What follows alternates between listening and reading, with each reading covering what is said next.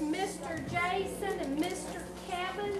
They're here to perform some fun magic for us today. We love them here at the library. I wonder if we scream our slogan like we do, our slogan, really loud, dream big, read. They'll hear us because you know what? I don't see them. I don't see them anywhere back here. I know they're not in the closet because I looked in there just a little bit ago. I don't know where they are. So will you help me on the count of 3 as loud as we can? Dream big, read, okay? We're getting good at this summer. Let's try it. 1, 2, 3.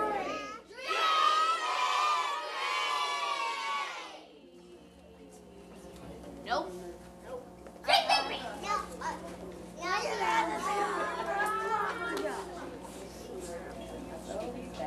Well, they're still not back there. Louder, Miss Lorna. What? Louder? Can you all be louder? That's loud.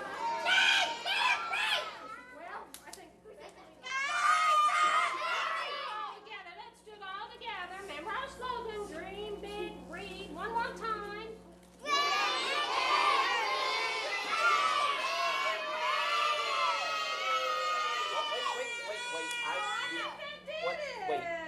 You think this will happen here? I think it's going to happen. Wait.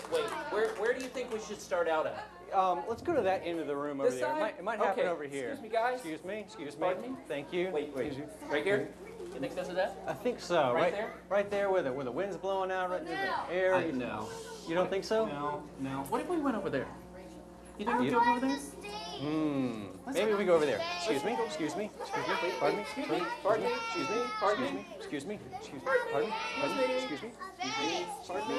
Oh, thank you. Fantastic. I'm just separating whole families here. Pardon me.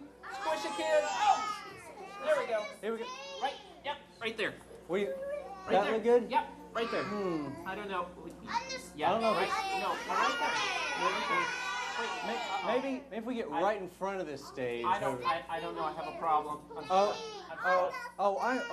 It happened again. Oh, could you just touch his toe right there? There's kind of a button there to help her out. Come on.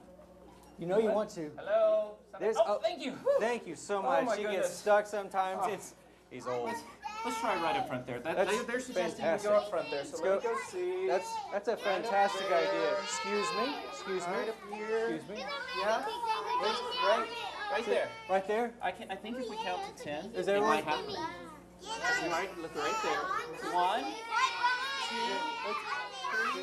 Right up there. Right there. I don't know if it's working. I don't know if it's working Is either. it up there, guys? Do you guys see it up there? You guys see it? You guys see it up See there it? too?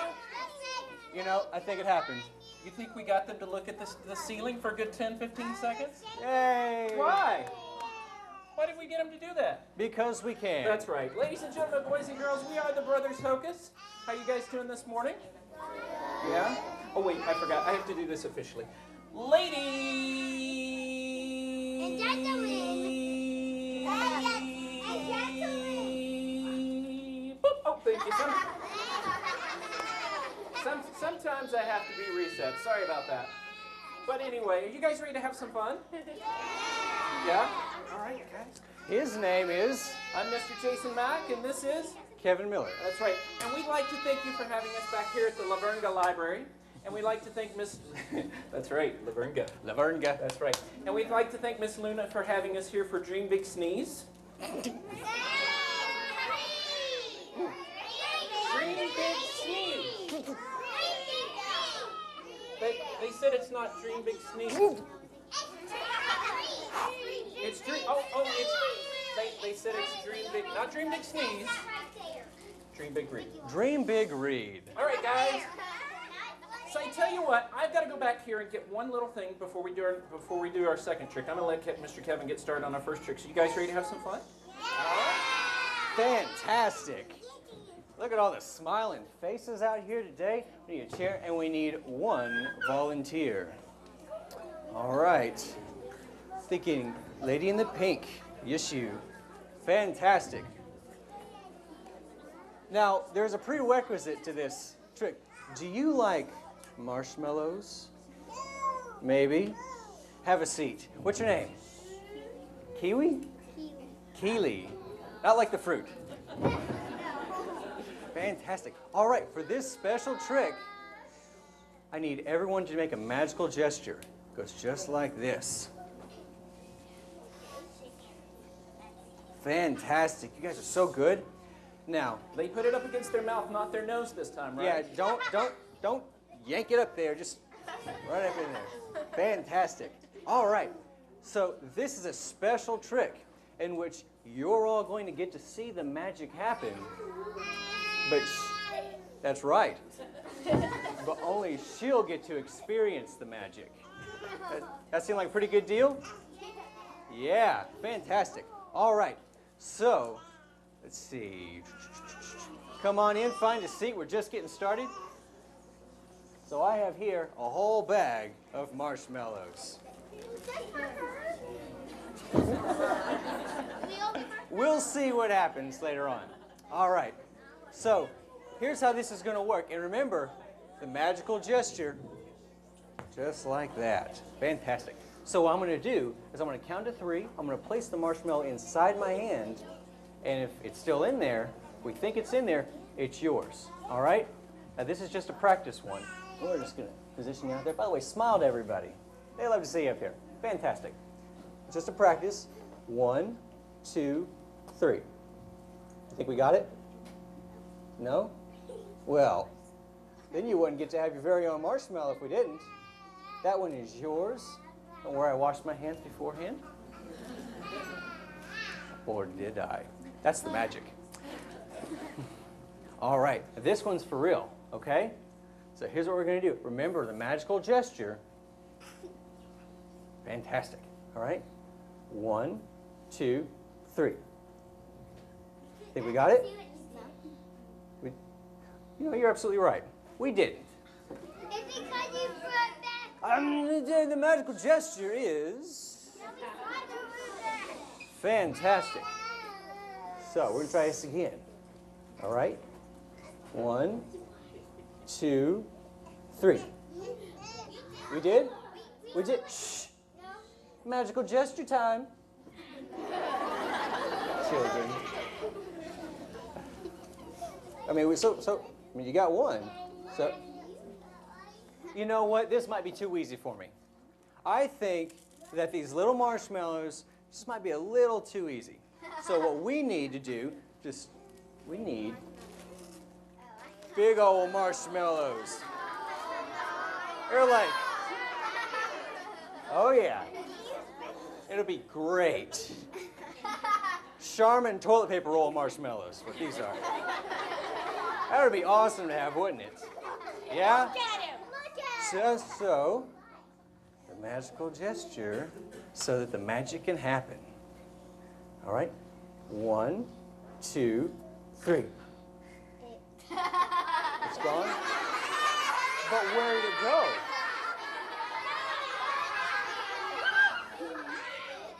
But do you know where it went? No, not a clue.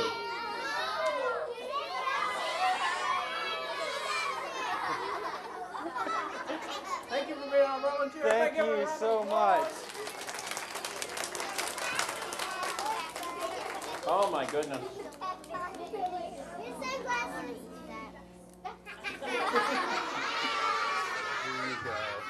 You know what that was?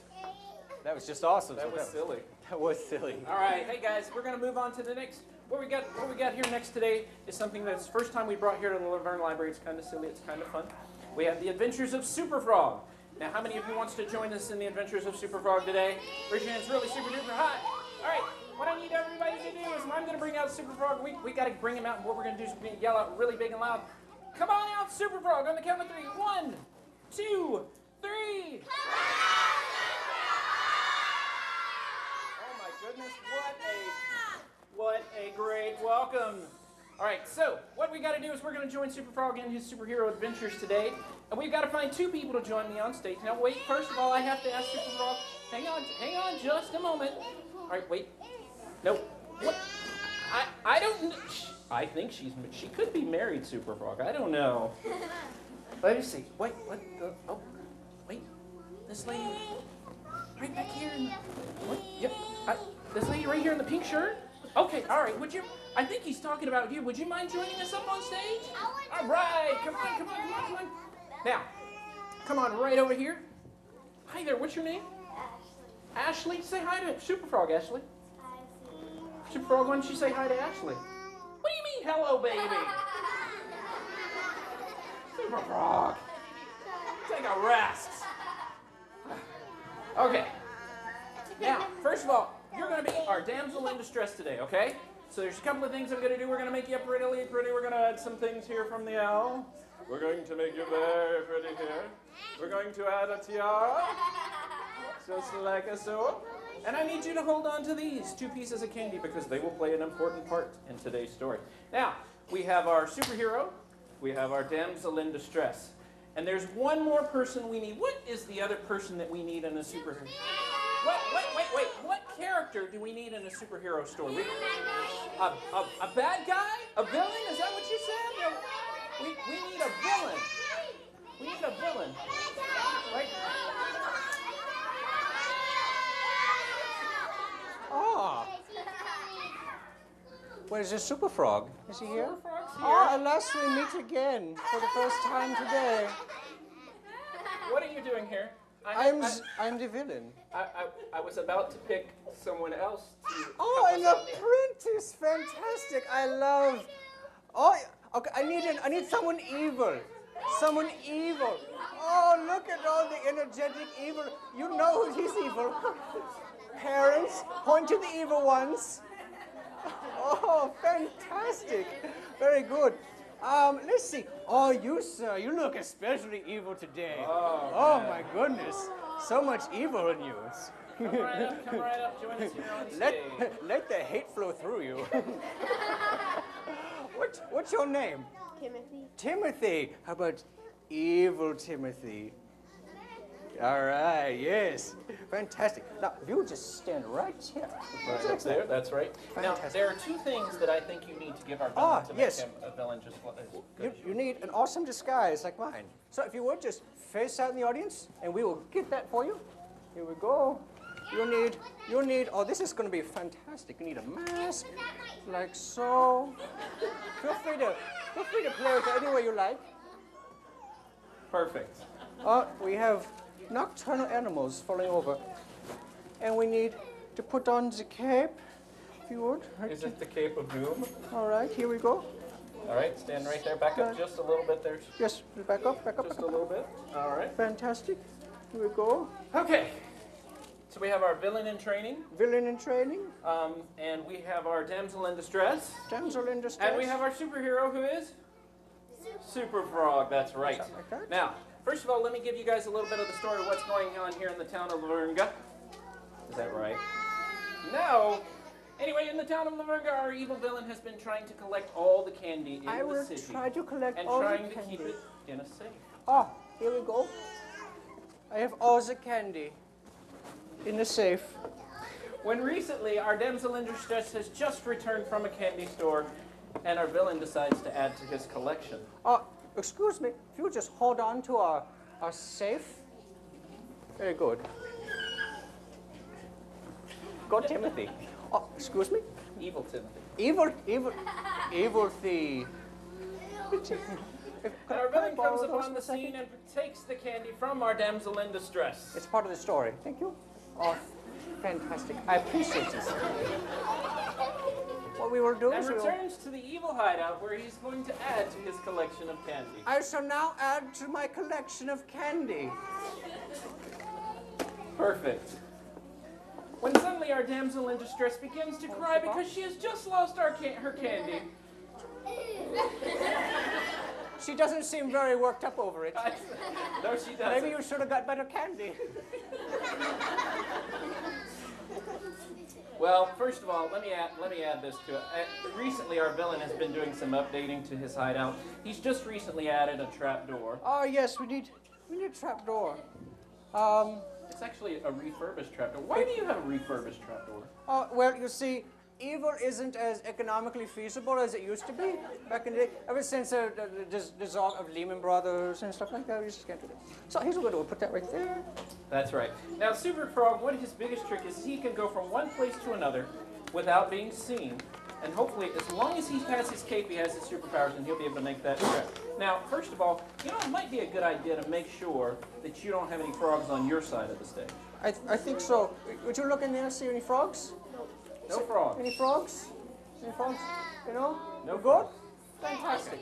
Now what we'll do is we'll put that right there and you just hold it like so. There you go. Hold it just Fantastic. like that.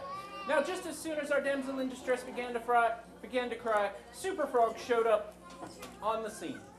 Oh, you did On it. the scene. Oh. That's right. Thank you, ma'am. Now, if you would be kind enough to move around in the audience, it would sound like a whole lot more people were laughing. I see what you did there. Now, Super Frog is going to go in from here on the scene, and I'm going. Now, let me ask you something. If I promise to let you hold on to Super Frog, will you promise me one thing? One scene. You will not kiss him or attempt to kiss him. Okay. All right. What I want you to do is hold him up right there to your chest. Hold both sides. Grab both sides of the envelope. Put him right there to your chest. And what we're going to do is we're going to count to 3 and see if we can get Super Frog to jump from one side of the stage to the other. Okay? All right. So you hold it real tight. Don't let him out. You hold yours real tight. Don't let him in, but we're going to see if we can do it, okay? On the count of 3. Oh, he'll be fine. He won't let nobody in. Look at him. He's tough. 1, The best evil person ever. 2, 3. Did you feel anything happen? Nothing? Hang on just a second. Hey, Frog. Doing a show here. Yeah. Come on. No, you don't have time for a barbecue. Let's try this again. You hold on to him real tight. Hold on to the edges right there. All right, we'll try it again. We're going to make one more. We're going to try one more attempt to make the jump. Here we go. 1, 2, 3. Anything? No. Anything? Nothing? I'm beginning to suspect Super Wait. Frog is not so super Hey, after all. hey, you're showing me up, Frog. We got a show to do. All right, we're going to give you one more chance. Okay. We're going to give him one more chance, okay? Maybe Evil will win this time. You think? Evil never wins. Evil will win this time. No. Here we go. On the count of 3. 1, 2, 3. No. No? No? All right, Froggy. Froggy Pants. What do you... Now let me tell... Oh my goodness. You told me nothing happened. He was like cardboard a second ago. Super Frog has left the scene. Now wait. Do you think he made it into the trap door? I bet he... No, look at this guy. He's so full of not letting frogs in trap doors. He just can't have it. Let's see. Let's see. We Did are he make it in the excited about frogs today, apparently. Yes. What? What if... Oh my goodness. What is it? It's his cave. He's naked. What? Oh, wait. Oh, man. Now this is not good because Super Frog cannot complete his task if he doesn't have his cape. So what that's I've got fine to with do... me. That's okay. We don't need him. Yeah. I think what we're going to do is we're going to try to send it back to him, okay? I know where On the he count is. of 3. Here we go. 1, 2, 3. And just like that, it's gone. Now, you know, I bet if we're in good luck, he probably found the way to your safe, and he probably got all of your candy back.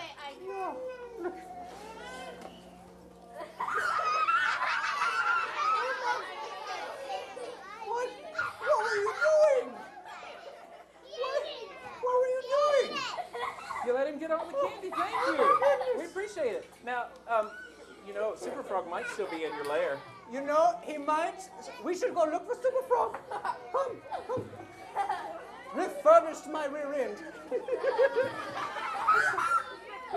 Well, Are you seeing a frog?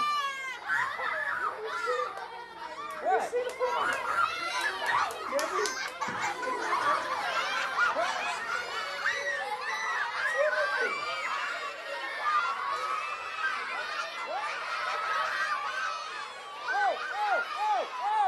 Whoa!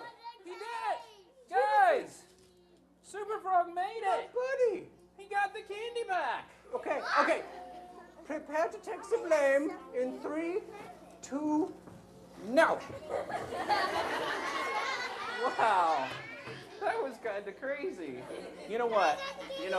Super Frog, being the superhero that he is, says that if you will join the good side, he bets that she will share one of these pieces of candy with you. Are you willing to go back to the good side? Are you willing to let him have a piece of candy if he goes to the good side? Ladies and gentlemen, give it up to our volunteers who joined us today. And thanks, Super Frog. Thank you. Let me stand your stuff there for me. Thank you, guys. Woo! Sorry, babe. Yep, there we go.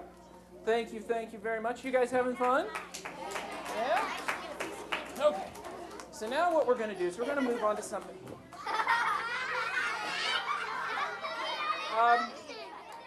Excuse me. Yeah. Sure. Why do you have a menu? No, he's. Oh, it's break. It's break. It's great. The librarian wanted us to do magic and said we could have one break. No. We don't have time. We've only done 2 things. Yeah, and now it's break time. You don't have time to leave and go out and get any food. It's time to. We got to go on with the show. But you see, I really want this. I don't know. What do you think would be best? What do you like?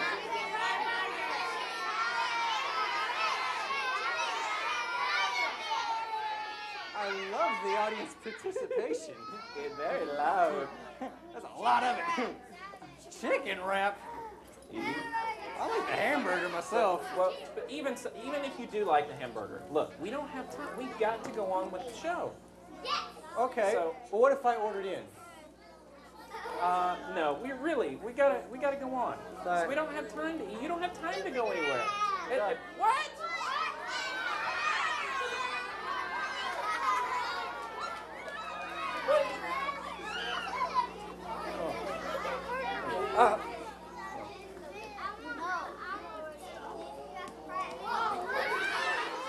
Fries too?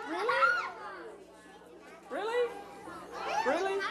Okay. Well, if you made this, then surely you can make another. You can get me some, right? I don't know.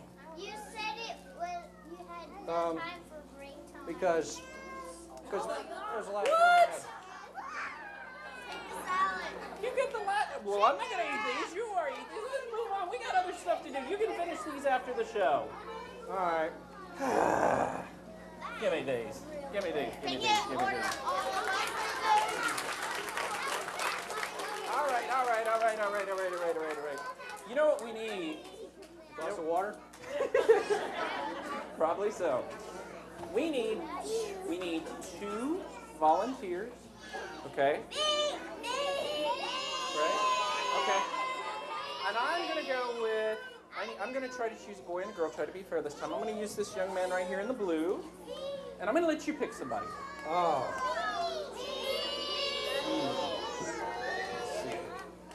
Is that too good? Got to pick about the same height somewhere around there. Yep. All right. Ooh, someone from the back. You. Yes. Pigtails. Yeah. Who? No. You. Yeah. Number 14. Come on up. Woo! Or no. Or you? 04. 04. That's right. 04. What a great year.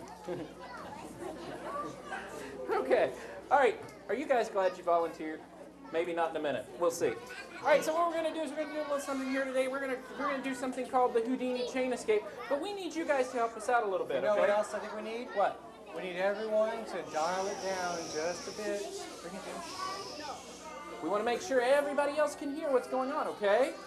All right. It's very hard. I know some. Okay. So what we're gonna do is we're going to do Houdini's famous chain escape, but we're going to do it a little bit differently than we've done in the past here today, and that's why we have you guys up here, okay? All right, so what we're going to do is we're going to stretch this out right in front of us. I'm going to give you that in, sir. I'm going to give you this in. And this is, parents, this is a great photo opportunity. It will get better. Put your head right through there. Put your head, just your head. Yeah, there you go. That would be your head. There you go. Perfect. There you go, right through there. Oh, wow. Up. The cranial capacity of this one is tremendous. That means she's smart.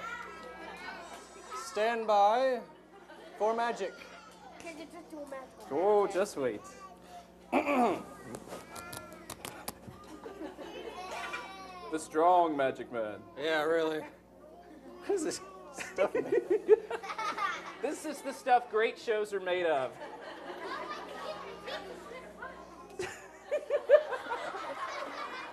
Hold still. That's There we great. go. Woo, perfect. Okay. All right. Perfect. All right, right, I want you to step over this way a little bit. You step over that way a little. You step that way just a little bit. Perfect. Right. Now, there's only one more thing we need. We need to make this a little bit more perfect. You know what would make this even better? We haven't used an animal in the show. We need to make some bunny rabbits. Perfect. What do you think? You know what, Kevin? I'll give you the one with the sparkles. That's right. No. What? Not for you. That's right. For these guys right here. Perfect. Aren't you so glad you volunteered? Now you got to wiggle your nose like a bunny. Oh, no. All right. So here's what we're going to do. All right? These guys are perfect. All right, so I need somebody to bring me up. I need to bring somebody up here to lock me up, and I'm going to actually ask for an adult. Wait. I'm actually going to ask for adult for this one, okay? Just for, oh, I know. Okay, so do I have an adult who wants to volunteer, or do I get to come pick you? We'll let your kids decide. Oh, yeah. Who we got? Come on. Oh. Will you come up here and help us out? Awesome. Everybody give her a round of applause. Yay! Check it out. Hi there. Thank you for volunteering to be a victim. No, I'm just kidding. All right, so what we're going to do is I'm going to have you lock me up in chains, okay? I'm going to put these behind my back. First of all, I want you to check out the locks. Make sure there's no funny business about the locks. They seem pretty normal. Well, we all seem pretty normal. All right, so what I'm going to do is I'm going to put these on. I want you to lock these. Hang on just a second, bud. Going to bring this up right here. Wrong one. Oops, wrong one. Sorry. There we go. And we're going to make this as tight as we possibly can. Whoop, that's okay. Just bring the one on the end up. Might have to, how about this one right here? There we go. There we go, perfect. Awesome. There you go. That's what counts. Push it on in, it won't hurt. Yep. There we go, perfect. Now we're going to do the same thing with the other two on this side right here. Check it out, make sure it's good and locked up. I'm going to walk out here and let you guys check it out a little bit. Okay. Tell me when we're locked on that side. Good and locked? Almost. Almost. She's almost there. There, I heard it snap. Right, cool. All right, thank you very much. I appreciate it. Thank you very much. I'm going to walk over here, you guys. I want you guys to pull on that. Make sure it's good and locked right there. Pull on it good and tight. Thank you. I'm going to come right over here. I'm going to have you guys pull on that. Check it out. Make sure it's good and tight. Good and tight? All right. Gesundheit. Yeah. All right, so what I'm going to do is I'm going to come over here and we're going to try to do a quick little escape right here. All right?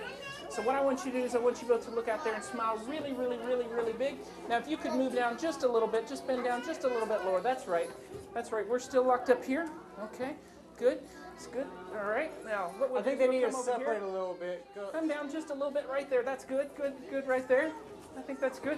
What if, I'll tell you what, if we scoot you forward just a little bit, that's right, and you go forward there just a little bit. I don't know what's happening here. This could be kind of strange. I tell you what, now if I go back out here like this, now wait, what if, now wait, hang on. I tell you what, we're going to make this a little bit more interesting here, okay? What I'm going to do is I'm going to borrow your hand right here. I'm going to have you grab a hold of this lock right here. Hold that right there. And I'm going to borrow your hand right here. I'm going to have you grab a hold, put your hand right there, and hold on to that lock right there. Now, stay right there for me. We are going to take the bunny ears off here real quick. Stay right there. Stay right there. Oh! Hang on. Now wait. Uh-oh. We're stuck again. Whoop. Up. Just yank it off. It'll be fine. Okay, cool. Now, you guys can go back to your seats. That's right. What? You mean, wait, you guys sat together, right? You guys didn't sit together? Well, I guess you're going home today together. Hang on just a second. We'll get them unlocked. Hang on. Ladies and gentlemen, give our friends a nice round of applause. I hope these are the right keys. No? All right. Thank you very much, sir. Why don't you top that, Mr. Kevin? You know what? That's going to be tough to top. Thank you guys so much.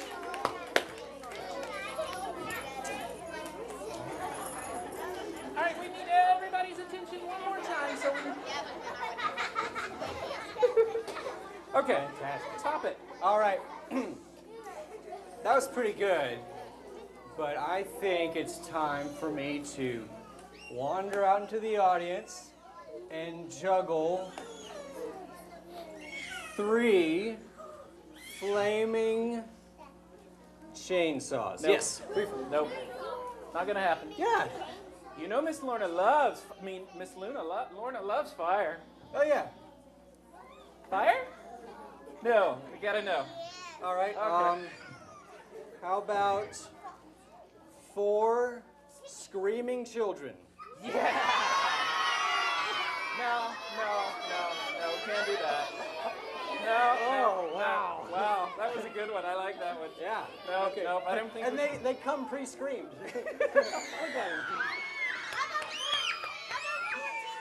Okay.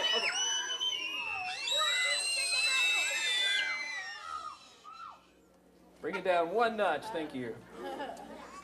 Okay, how about Screaming chicken. How about 3 50-pound bowling balls? Yes. Yes. I love the bowling ball idea. No. The bowling. Okay, how about this? Okay, because I love the bowling ball idea. How about we make a bowling ball appear from a magical, mysterious place? A land that time forgot. Yeah, no. But Yeah, okay, sure, whatever, let's go. All right, fantastic. So, wait a second. Let's make this a little bit harder on him, okay? Should we make this a little harder on him? I heard 1 no. I heard One 1 no. no. She's cheering you on. Thank Okay. you so much. So what we're gonna do, I think maybe we should make him pick out a color. That way he won't know. We should pick a color. That way he won't know what color bowling I ball. want a little one. I don't want to make this too hard. I wonder if this little girl right here who's making way to the stage right now, you want to help us out on a trick? Come on You want to down. help us? What's your name? That's right. Help us out? Maybe? Should we help us out? We're going to pick Okay, it. awesome. Fantastic. Yeah, high five. Woohoo! Low 5, but that'll work. That's So, all right. We got all these balloons over here. Okay? All these balloons. And we got pink balloons and red balloons and orange balloons and green balloons and blue balloons. Now what you do is I want you to take a handful of these balloons, just grab a handful. I want you to stick them in the bag for me, okay? Okay. Can you do that? right. Don't tell me what to do. There's 1. What happened? It's unzipped. What? Yeah, you are. Oh, you know what, Jason? What? Oh, Oh, excuse me. you might want to zip your zipper. Oh, yep. Oh. Excuse me. Okay. All right. Put them all right in there. Put them all in there. Get as many as you want. You want a few more in there? All right. Fantastic. I think You that's are a good. pro at this. I think that's good. Now what Mr. Jason's going to do is he's going to shake them up. Shake the balloons, not your body. Does that finger taste pretty good? Shake the balloons, not your head. All right. Now, all I want you to do is I want you to close your eyes and reach in and pick 1 balloon out. Can you reach in there and pull out 1 balloon? Reach in here, babe. No, right no. here. Look, right here. Reach inside. Pull out 1. Pull out 1. Pull out 1. Got it? Oh, there it is. Perfect. Fantastic. I'm going to take that. Thank you so much. Now, So, we have our 1 red balloon. So we know we want the bowling ball to be red, okay? Of all these colors, you pick the red one. Cool? You like that? You want a balloon to take home? You can have that one. Awesome. Okay, so what we need now is a special magic cloth, okay? Special What we need is a special magic clock.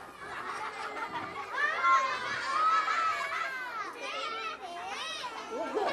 Good. So what we're going to do is we're going to put this back over here. Like that. All right. So if you would stand right here and look out. You don't have to look out. Just like that. And Jason is going to hold that end. And I need you to hold this end. Can you do that for me? Can you hold this side? Grab a hold. There you go. Perfect. Fantastic. Okay. What are you doing anyway? Oh, well, I'm going to make a bowling ball appear. From behind the curtain. Ooh. Oh. Hold it up Real high. tight. Hold it Real up tight. high. You got it? There you go. Good job. Hold it tight.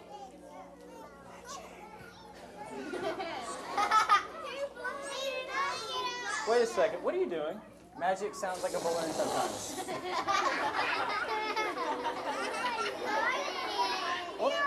Oh, thank you. Thank you. That you can actually keep that. So put that in your hand right there.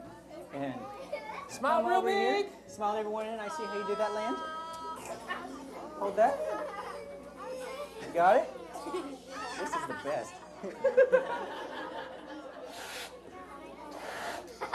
Bowling ball. Think round thoughts. Think square thoughts. Go. What are you doing? Yep. Wait. What are you doing? I'm making a bowling ball appear. Right. Hang on. Hang on.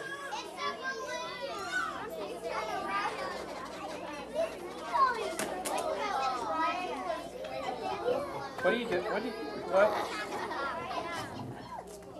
are you doing? It is a bowling ball.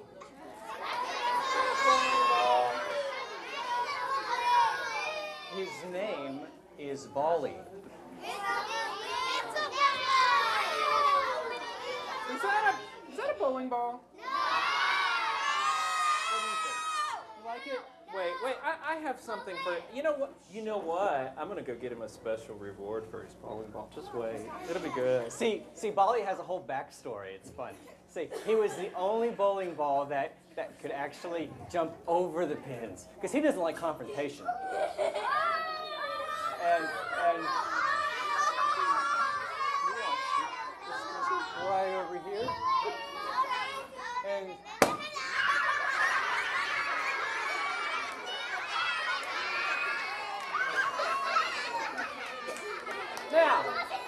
Now wait a second. Thank you. I don't know if he'll let me do that again, so you can keep that. Now wait. You promised that you were gonna make a bowling ball here. I did, and then you popped it. Was it really a bowling ball? Was that really a bowling ball?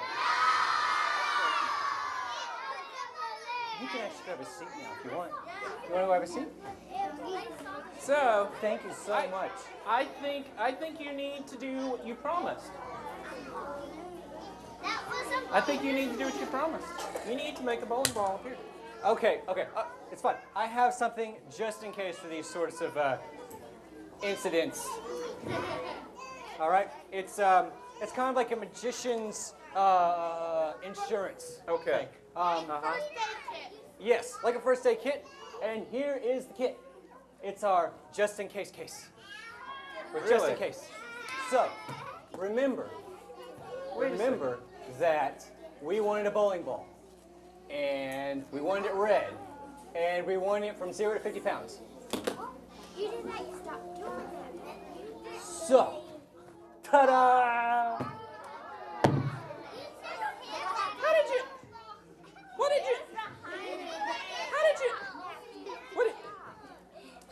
I think that was pretty good. Let's give Mr. Kevin a round of applause. All right. Woo. Fantastic. All right. Okay. Have you guys had fun? Well, we certainly did. Yes, we did. But I think it's just about time that we have to head out. What? What? You want to wade through the children? I'm not going to give it to you. Do you need it for today? Well, wait. You know what? You know what we haven't done? What? We haven't taught them how to do a trick. Is Or that how we what this is? Is that what you got here? Well, we usually don't, but you know, I'm feeling kind of nice today. Maybe. Would you guys like to see how we do a trick? How we learn how to do a trick? All right, I'm gonna trust you guys. If you, Miss Lorna, if you would hand it to a child and you let them pass it forward. Pass it forward, pass it forward, pass it forward, pass it forward. Hopefully it'll still be alive when it gets up here. I'm just kidding. Yeah, it's still good. Okay, cool. All right, now, first things first. Before you guys get to learn, before you guys get to learn how we do a trick, you have to take the oath. Are you guys ready to take the oath? Okay, you have to raise your right hand. Some of you, your other right hand. For those of you who don't know, raise both hands and that'll work.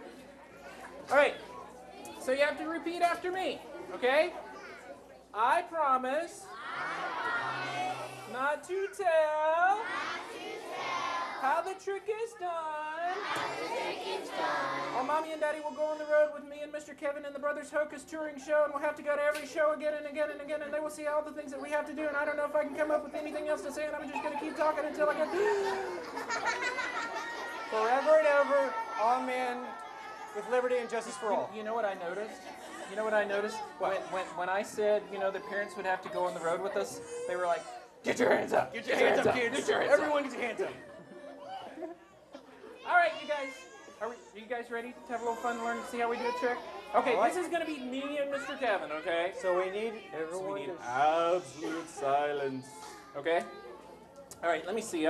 You know, we get these things. Sometimes they're kind of mixed up and bagged up the weird ways that they are. Oh, hey, they put the instructions on top this time. Oh, that's a good idea. Okay, so I'll give you some instructions. All right. Okay? And I've got a good box over here. All right. This will be good. Let's see here. Yep.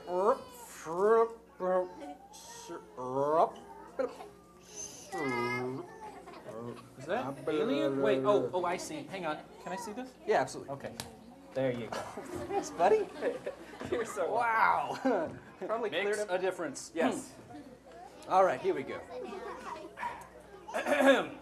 Dear sir or madam, I'm a sir. do you have a problem being cool? No. All right. I am cool.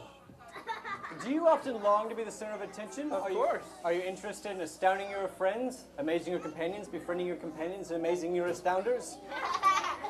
Is there a void in your life that can only be filled with the sounds of applause and the laughter of children? Or are you looking for that final latch-ditch effort to repair a relationship with a husband, wife, coworker, or offspring? Or are you broadening your horizons in a knee-jerk reaction to the economic baseball bat that is beating your company into submission? Oh my gosh, did you just read like a whole book? Yep. Then you've purchased the right product. We at Acme Magic stand by all of our products with this simple promise. If you don't get it right the first time, magic probably isn't for you. Sounds like skydiving. Your purchase of the Vanishing Bandana comes complete with 2 props. Okay.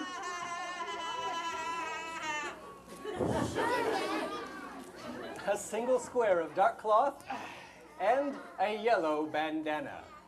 Uh-oh. It's a yellow banana. It's a yellow banana. Kev, we have a problem. Let's get started. Wait. First, pick up the bandana. Which one? The yellow bandana. It's gonna be yellow. Fold the bandana in half. That's right, fold the bandana in half.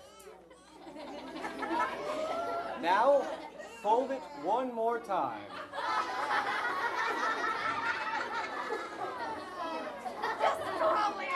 Take the folded bandana and hide it in your left hand. This is what magicians like to call taking the folded bandana and hiding it in your left hand. Remember to keep your hand held in a natural position, but be careful not to reveal the hidden bandana. Now that you've mastered hiding the bandana in your left hand, you're ready to begin. No.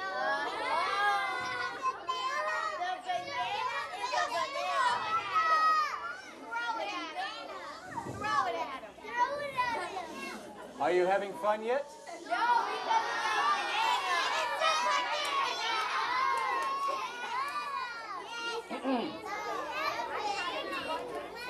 And so I continue. Open the folded bandana. Show the audience that it is indeed a regular bandana by waving it up and down. If an audience member does not believe that it is indeed a real banana, allow him or her to wipe their face on it.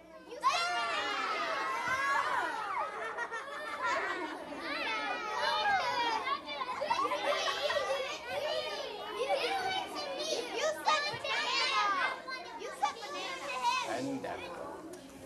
Now, pick up the dark square of fabric and gather the four corners together. Okay. This will create a small bag. Sure. Have you done that? Yeah. It's great, I promise. All right. Using your free hand, fold the bandana along the creases you made earlier and drop it inside the makeshift bag.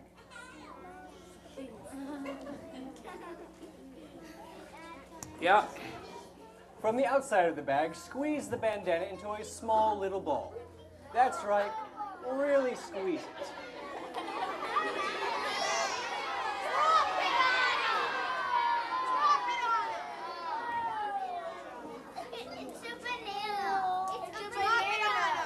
Yeah. It's too late to turn back now. What the audience didn't see is that you never actually put the bandana in the makeshift bag at all. You really kept it hidden in your left hand the entire time. Remember what we learned? Taking the bandana, hiding it in your left hand? Yes, I'm sure you do. Now, don't forget to keep your left hand held naturally. Oh, gosh. Now yeah. make a magical gesture Yep. and fling the bag open and receive your well-deserved applause.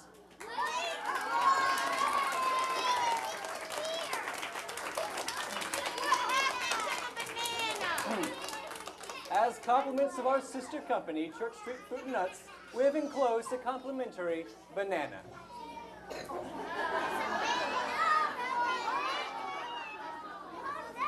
Ladies and gentlemen, we are the Brothers Hocus, and we hope you enjoyed having us today. We had a good time performing for you. And you guys have a great day, okay? The whole time the bandana was a banana.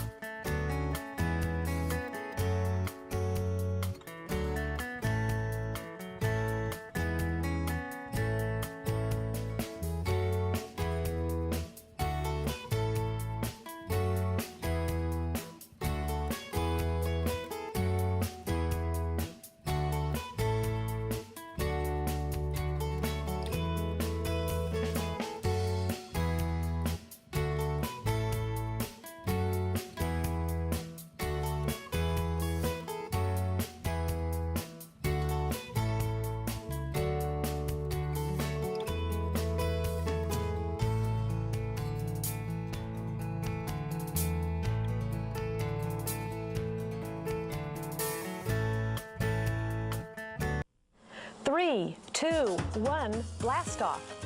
Get ready for another fun-filled journey on the NASA Sci-Files as the Treehouse detectives take off for an out-of-this-world vacation. Hi, I'm astronaut Barbara Morgan, and I'm training here at NASA's Johnson Space Center to fly into space. I am also a teacher, and not long ago I was teaching math, science, and technology to 3rd and 4th graders in Idaho.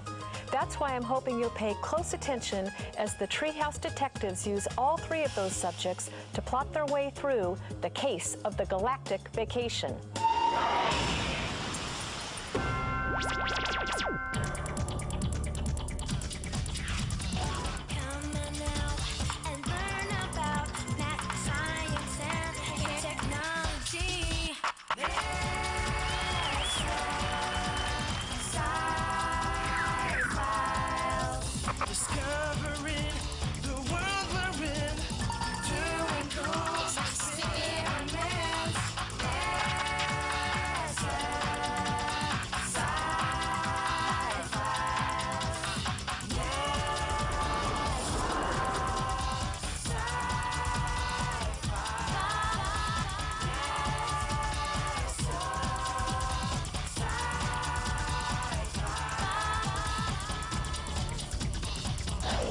In the case of the galactic vacation, you will be asked the following questions.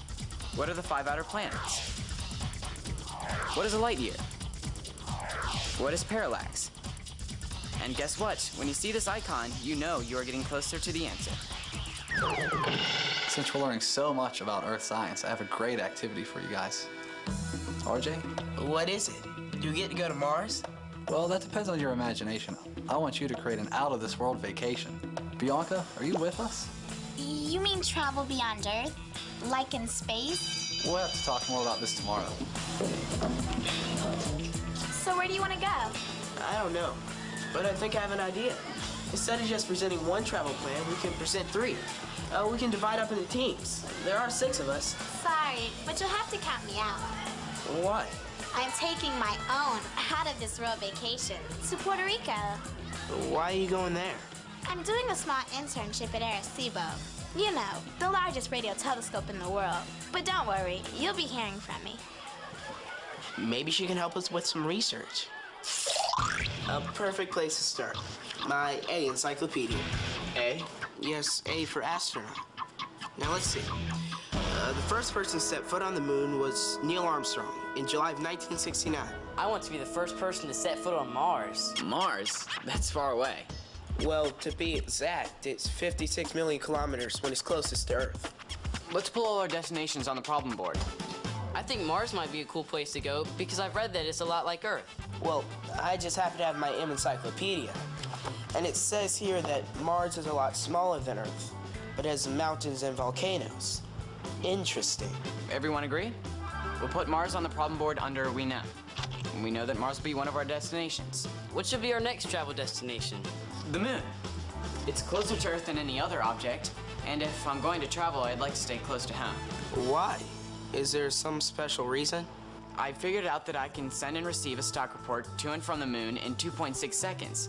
Can you believe that? That's not much of a time delay. Did you know that it only takes 1.3 seconds for a signal to go from the Earth to the moon? Now really, Tony, do you think NASA astronauts think about the stock market when they decide to go into space? No, but maybe they should. Wow, we just got a video postcard from Bianca in Puerto Rico. Check it out. Hi guys, I finally made it to the beautiful island of Puerto Rico. I have a history question for you. Did you know that Christopher Columbus claimed this Caribbean island as Puerto Rico for Spain in 1493? Puerto Ricans are now considered U.S. citizens because the United States took over in 1898. These are the streets of Old San Juan, or Viejo San Juan as I learned to say. I love these cobblestone streets and the brightly colored buildings. Look at the magnificent old Spanish architecture. Old San Juan is not very big, but it still has 2 fortresses that protected them during wartime. The huge concrete walls took over 100 years to be built. Puerto Rico has beautiful beaches that make up the shoreline. There are also quite a few churches and humongous mansions, like Casablanca, originally built for Puerto Rico's first governor. You'll never guess who that was. Ponce de Leon. That's right, the explorer who was searching for the Fountain of Youth. Isn't that awesome? Bianca looks like she's really having a great time. Yeah, it does. Now, let's see. We have the moon, Mars, and the solar system. Maybe we should offer our clients a really adventurous trip beyond our solar system. We could go to another star in our own Milky Way galaxy. Let's put that as our third destination. Good morning. I'm Ted Toon with Kids Science News Network.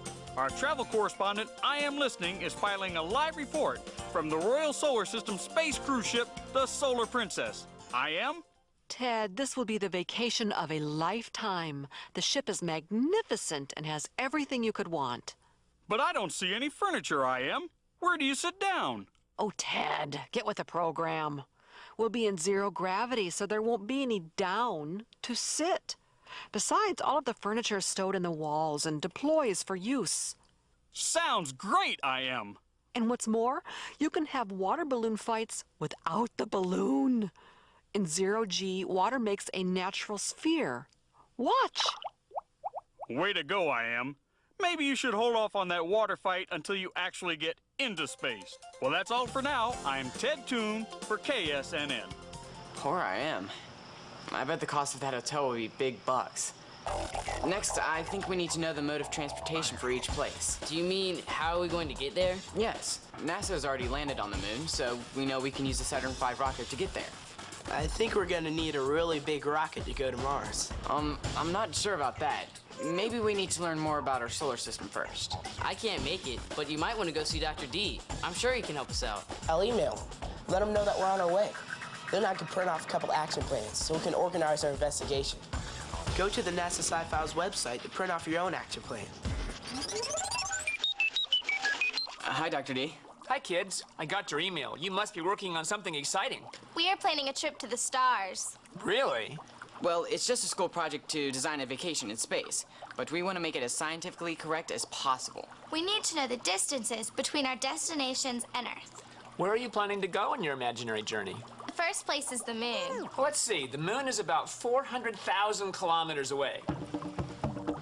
So if there was a road to the moon and you wanted your parents to drive you there, how long would it take?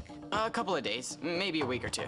If you drive the speed limit, which on the interstates is about 100 kilometers per hour, it would take 4,000 hours or more than 165 days. That's almost 6 months. And that's without taking any breaks or sleeping, not to mention the lack of gas stations along the way. So how did the astronauts do it? Well, it only took them about 3 days because they were traveling at thousands of kilometers per hour. Where else might you want to visit? We were thinking about Mars. By car, it would take you 64 years when Mars is at its closest. That's a long time. I think I'd get bored. Mars is actually a very good choice. Why is that? Well, you wouldn't want to go to the other inner planets. Mercury, the planet closest to the sun, has a rocky, cratered surface that is almost 430 degrees Celsius in the daytime. Ouch, that's really hot. Doesn't water boil at 100 degrees Celsius? Yes, and a very hot pizza oven is about 430 degrees. Because Mercury doesn't have an atmosphere to retain heat, at night it can cool to about minus 173 degrees Celsius. Wow, I'm glad we're not going there.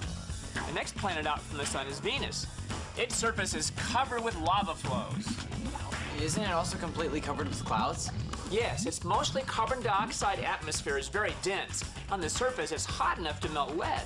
Isn't Jupiter the next planet after Mars? It is. Jupiter is over 11 times the diameter of the Earth. It's mostly made of hydrogen and helium. It doesn't even have a solid surface.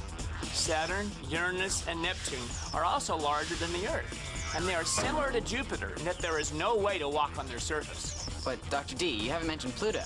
That's my favorite planet. Pluto is very different than the other planets in the outer solar system. It's small, even smaller than our moon. Some astronomers think we shouldn't call it a planet. I wouldn't like that. Well, Pluto is 15,000 times further away from the Earth than our moon, and it's very, very cold.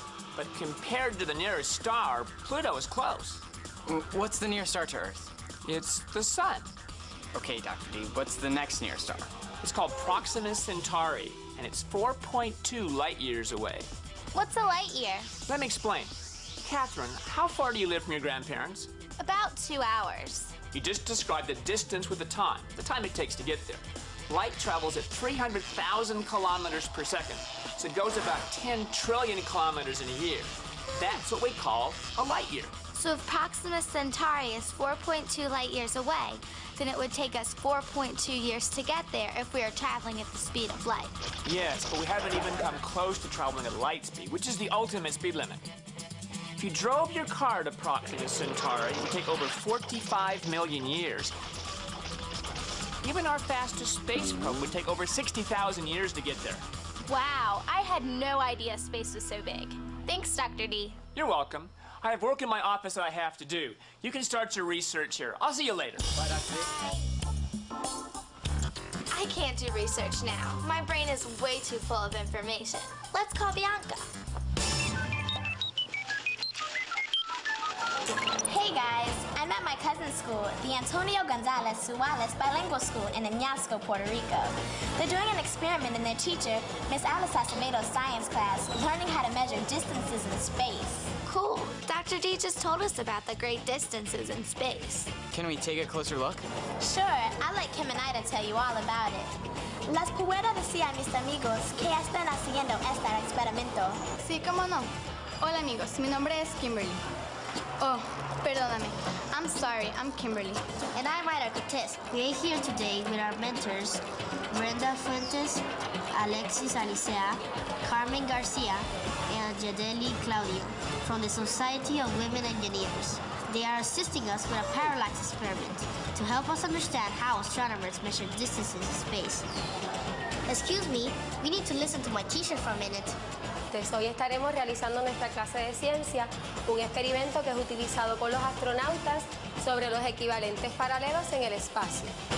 Okay, I'm back. What's parallax? It's the apparent change in the position of an object. Try this. Hold your thumb out in front of you and close one eye. Then close the other eye. Looks like my thumb is moving. That's neat. Even though your thumb really didn't move, it looked like it did, and that's parallax. So how does the experiment work? First, we lay out our baseline of rope, 10 meters long. One end is marked A, and the other end is B. Then we place an object not more than 25 meters away from the baseline. I know this is a protractor, but how is it going to help you measure distance? You stand on the baseline at points A and make sure that the protractor is parallel with the rope. Why'd you put the pencil on the vertex? Putting it there helps you line the object up as you look at it. What comes next? Now move another pencil around the outer edge of the protractor until it lines up with the object. How do you read the protractor? Your partner will actually read it for you and record the angle. Next, we move to the other end and repeat the steps. Notice how the flat pole seems to have changed its position and appears as a different angle. Now what do you do with your data? Plot it on graph paper. Draw a 10-centimeter baseline at the bottom of the paper and then draw in our angles. Do the two lines intersecting mean anything? Yes, it is telling us the distance that the object is from the baseline. How do you determine the distance? Draw a perpendicular line from the point of intersection to the baseline and then measure it. What's the scale? We use the scale that means 1 centimeter on the graph paper equals 1 meter outside. I get it. So if the line measures 15 centimeters, the distance from the object is 15 meters. Astronomers are able to see an apparent shift in the nearby stars as the Earth revolves around the sun. That's really interesting. And thanks to the Society of Women Engineers for providing us with mentors. Visit the NASA Sci-Fi's website to learn how to get your own classroom mentors. Thanks, Kim and Ida. I've got to go to my next meeting. ¿Qué hora es? It's 3 p.m. I'd better run. Adios, amigas. Adios. With planets and stars so far apart, it sure is good to have a way to measure the distance. It looks like you're going to have to travel a long ways in space just to get to Mars. We better talk to someone about what it's like to live in space. Email NASA Johnson Space Center and see if there's any possible way that we can talk to the International Space Station crew. Yeah, right. Good luck. You never know. NASA does want to inspire the next generation of young explorers, and we are the Treehouse Detectives. That's right. So, what's up? Which destination is ideal for an out-of-this-world vacation? Will distance be a deciding factor? What else should the treehouse detectives consider before choosing a destination? In this episode of the Galactic Vacation, be prepared to answer these following questions. How does gravity most affect the ISS crew? How are the phases of the moon created? And what causes the seasons on Mars? Wow, I never thought it really happened. Hope they got my message to get here quickly. Hi, Jacob. Hey guys, you will never guess who we are going to talk to today. Is Bianca calling today? No, better than that. Better not let Bianca hear you say that. I think even she would agree with me. Okay, so who is it? The crew on board the International Space Station. No way. Yes, I came through again. He's going to be hard to live with. The email said we were to dial them up at... We need to call now. Hi, Treehouse Detectives. Greetings from International Space Station. I'm Ken Bowersox, and on my left is Don Pettit. To my right, Nikolai Budarin. Hello. Greetings from the treehouse, sir. I mean, sirs. No one's gonna believe we're talking to you. I hope I remember to tape this. Can you tell me how living in space is different from living on Earth? Living on Space Station, we are weightless. And so all the effects that you see of gravity on Earth, you don't see here on Space Station. So things will float off. You have to keep all your little tiny parts corralled. You set something down on a surface, it'll float away. Commander, can you tell me if you've been sleeping any differently? No, not really. Here in orbit, I sleep pretty much the same as I do down on Earth. I dream and I sleep very comfortably and almost the same amount every night. How do you use the bathroom? The bathroom here on Space Station is not that much different than what you'd find on the ground, except we use fans and moving air to replace many of the functions that gravity provides. Thank you very much. That was awesome. I think we're ready to start planning our trip to the moon. Email the others and let them know that I'm going to talk to Dr. Pryor with NASA Langley Research Center. Okay. I'll also print off a Get Up and Go sheet from the NASA Sci-Files website for you to take with you.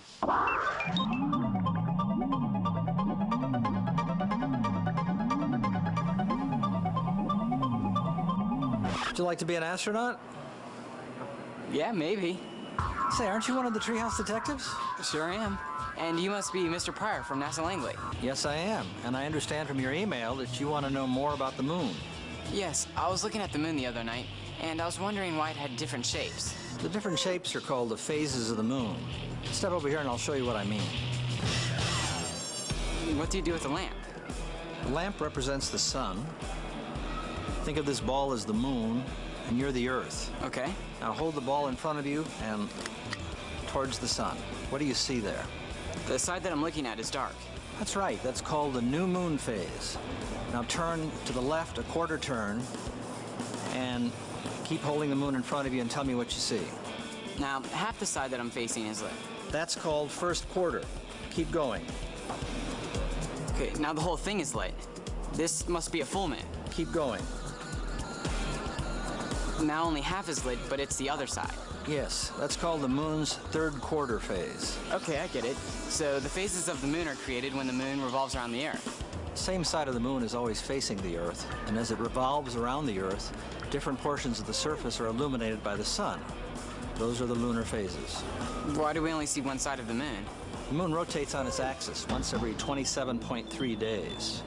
Turns out it's also 27.3 days that it takes to revolve around the Earth.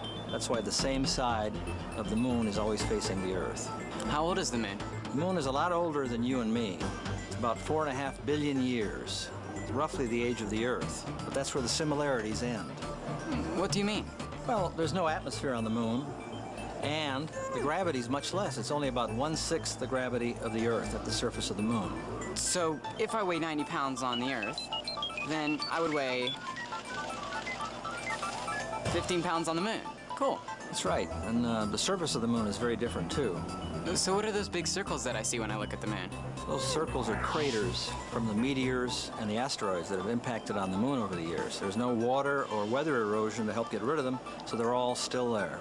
So what's the surface like?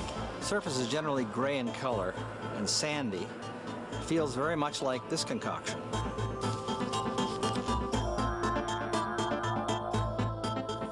It feels like dust. You're right. There was a real concern early in the moon program that it might be like quicksand and the astronauts could sink in it. But of course that did not happen. Good thing they didn't. Does the moon affect the Earth at all? Oh yes, the moon affects the tides. And if we were on the beach... How did that happen? I don't even want to ask. The moon's gravitational pull depends on the distance. It's greater on the oceans closest to the moon than on the center of the Earth. This tends to pull the oceans into a big bulge. Anything else? Actually, the moon is increasing the length of our day by 0.0016 seconds every century. We can measure that? Wow, I'm impressed. How does it lengthen the day? The Earth's tides act like a brake to gradually reduce the speed of the Earth's rotation. That's so interesting. Thanks, Mr. Pirate. You've given me a lot of useful information. Now I wonder how we're going to get back to the museum. We're learning all about the moon and Mars. The moon is a really cool place. There's a lot less gravity there. And that's going to make things so much easier to do. You think so? You might be surprised how difficult living in an alien environment can be. How is that? There are a lot of things you might not think of.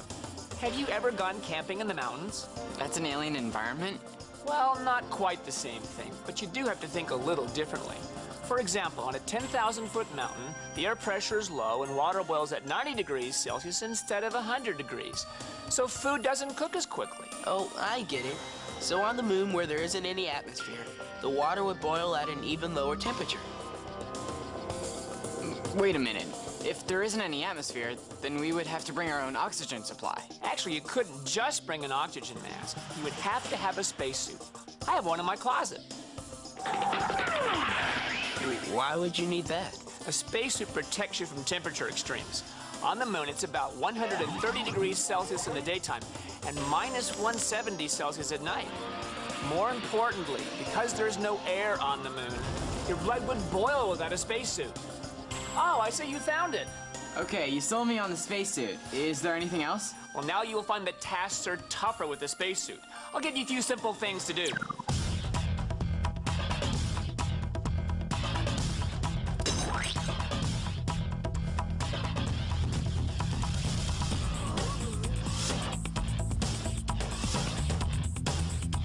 Even easy tasks become difficult. Let's try something else, and suppose you're on a planet where the gravitational force is very strong. For example, if you could stand on Jupiter, you'd weigh 2.5 times your Earth weight. Now, I'll cut you some slack and just make you weigh 1.5 times your normal weight. 30 pounds. And 4 more here.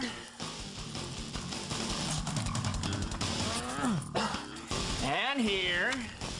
Thanks a lot. Now it's really hard to move. Imagine living on a world like the moon where it is dark for 2 weeks at a time and then light for 2 weeks. It'll be pretty hard getting used to going to sleep when it's light for that long of a time. That'd be a lot easier to live with than wearing these weights. So what have you learned about Mars? Well, I haven't done a lot of research on Mars yet. Why don't you go see Dr. Bobby Braun with NASA Langley Research Center? He's done a lot of research on Mars. Thanks, Dr. D. That's where I'm headed next. See you later, guys. Oh, hi, Dr. Braun. Hi, RJ. I hear you want to learn about Mars. Yes, we're trying to plan the ultimate future travel trip. One of the places that we wanted to stop on our cruise was Mars. Mars is an excellent choice because of all the planets in the solar system, Mars is the most like the Earth. How is it like Earth? Just like Earth, Mars has a solid surface with mountains, valleys, volcanoes, and even craters. Mars even has the largest known volcano and canyon in the solar system. Wow, those make great tourist attractions for our travelers. Isn't Mars smaller than Earth? Yes, it's about half the diameter of the Earth, but it has the same land area since Earth is covered largely by oceans. Is there water on Mars? There's evidence that a vast amount of liquid water flowed across Mars's surface in the past, but there's no liquid water on the surface today. However, there is frozen water beneath the surface. Does Mars have seasons just like we do here on Earth? Yes, just like the Earth, Mars is tilted on its axis. It's this tilt that causes the different seasons. Astronomers have even noticed that the polar ice caps shrink in the Martian summers and get larger during the Martian winters. What's the atmosphere like on Mars? Now that's very different from Earth's. Mars' atmosphere is very thin and has only about 1/200th of the amount of gas that we have on the Earth. And it's mostly carbon dioxide. Yes, and the Earth's atmosphere is 21% oxygen, 78% nitrogen, and 1% trace gases. So I guess we have to bring oxygen for our travelers. Yes, or you could make oxygen from the water buried beneath the surface of Mars. That's right. Water is H2O, 2 part hydrogen and 1 part oxygen. Right. And because Mars is 1.5 times farther from the sun than the Earth, you better make sure that you're outfitted to withstand the cold temperatures. I'm wondering if that's going to be a problem, because I read that the spacesuits and the backpacks that the Apollo astronauts wore were almost 200 pounds. Fortunately, the gravity on Mars is less than that of the Earth. We learned from Mr. Pryor that the moon's gravity is 1/6 than that of the Earth. Is Mars less than that? No, actually, Mars's gravity is about 1/3 that of the Earth.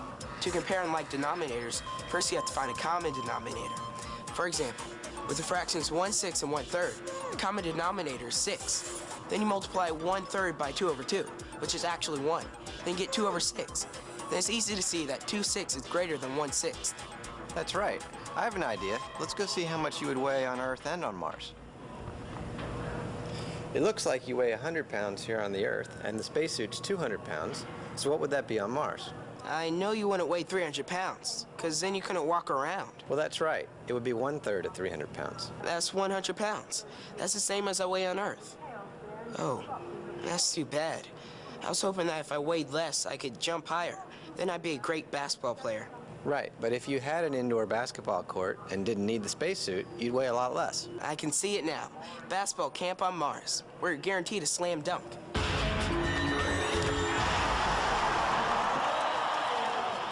There you are. I've been waiting for you guys to get here. What's the hurry? Bianca's ready to give us another video postcard. Que pasa? In other words, what's up? I'm back again, this time in Loiza, Puerto Rico. And part of the Puerto Rican tradition is the dancing. Take a look.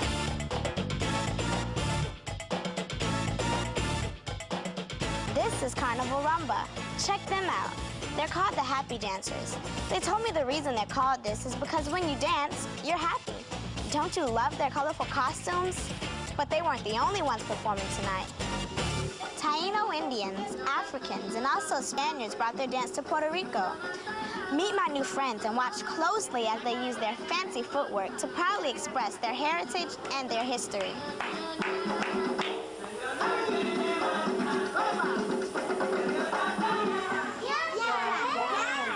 I guess it's time to bamba. All right, I'm ready to go. I think we have enough information to plan our out-of-this-world vacation. I think we need to go to the problem board. What do we know? We know that living in space is a lot harder than living here on Earth, and that it will definitely change our sleeping and eating habits. We know that gravity is different on the moon and on Mars. We've learned how to measure distances in space. We learned how far away our destinations are.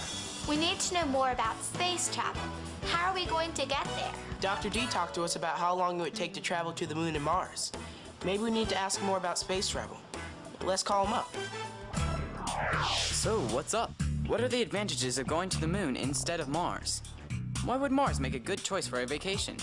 How will the Treehouse detectives travel to their destination?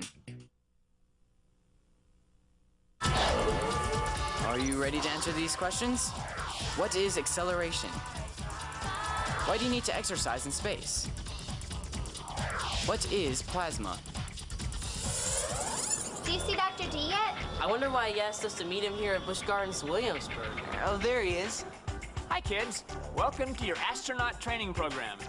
Astronaut training? I thought we were here to ride roller coasters. That's exactly right. I want you to be able to experience the thrill of space travel. And the best way to do it here on Earth is on a roller coaster. What do roller coasters have to do with space travel? I know that roller coasters go fast, but not nearly as fast as rocket ships. That's right. But it turns out the thrill of space travel doesn't come from going at high speeds. It comes from accelerations. We've learned before that acceleration is a change in speed or direction. Precisely. The important point is that forces are needed to cause accelerations. Remember the law of inertia? I remember. It states that objects at rest stay at rest, and objects in motion remain in motion. Very good. Let's get this bowling ball rolling.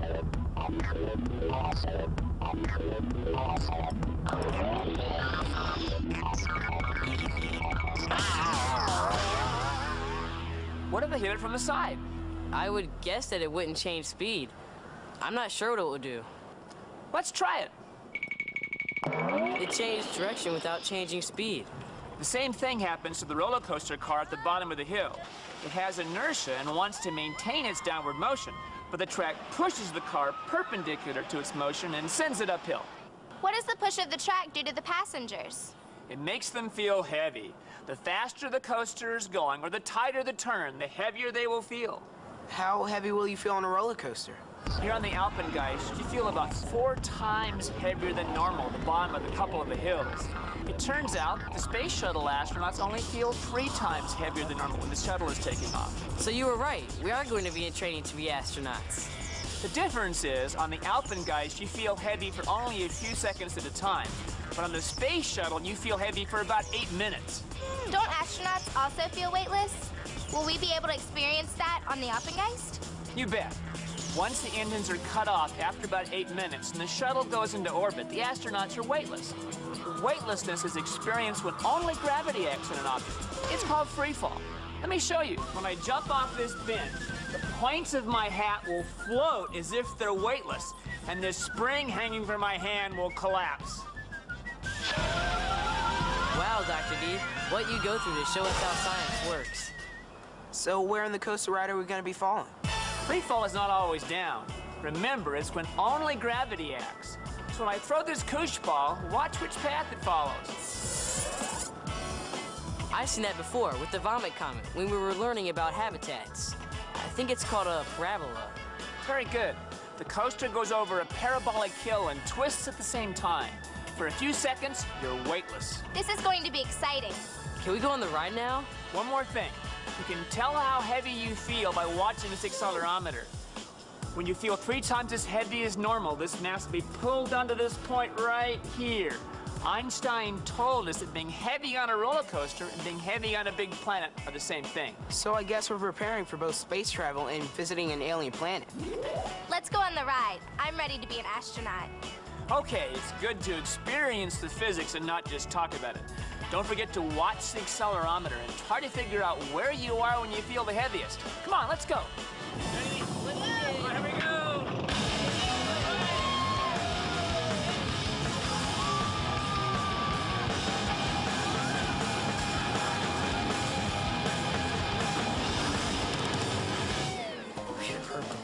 That was so great.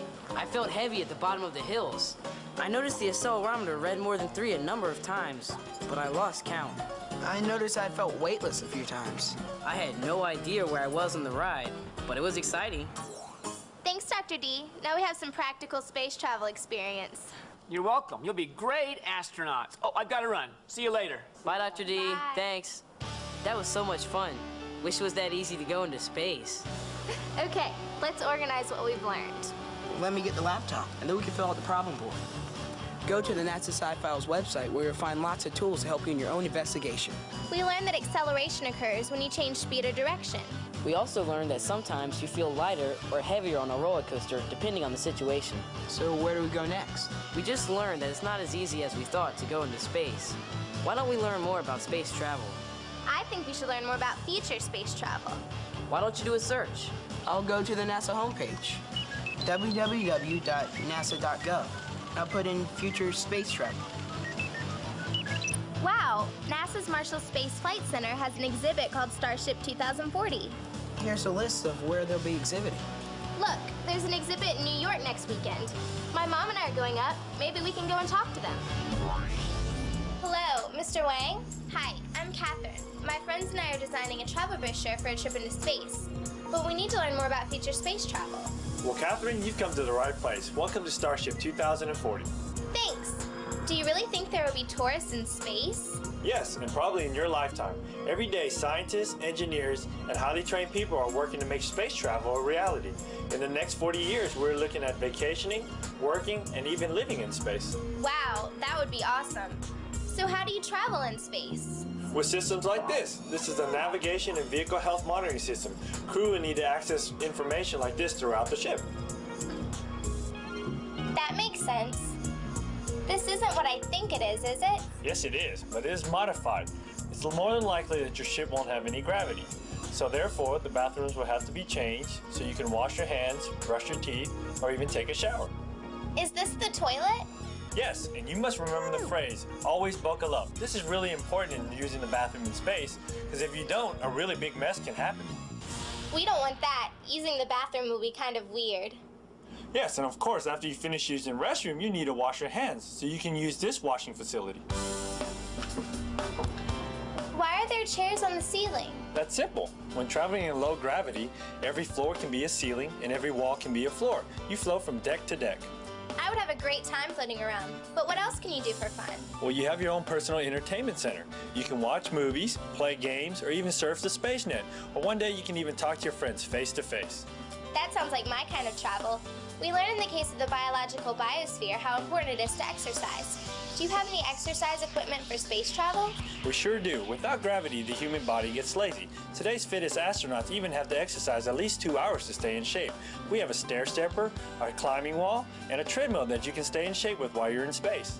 How do you eat while traveling in space? Well, the Starship has a self-serving kitchen. You pre-select your meals before you go on your trip, and once you're hungry, you dial them up, and they're prepared just the way you like them. Wow, this trip will be so cool. I can't wait to the year 2040. Thanks, Mr. Wang, for all your help. You're welcome. Send me a copy of your travel brochure when you're done. We might just want to use it one day.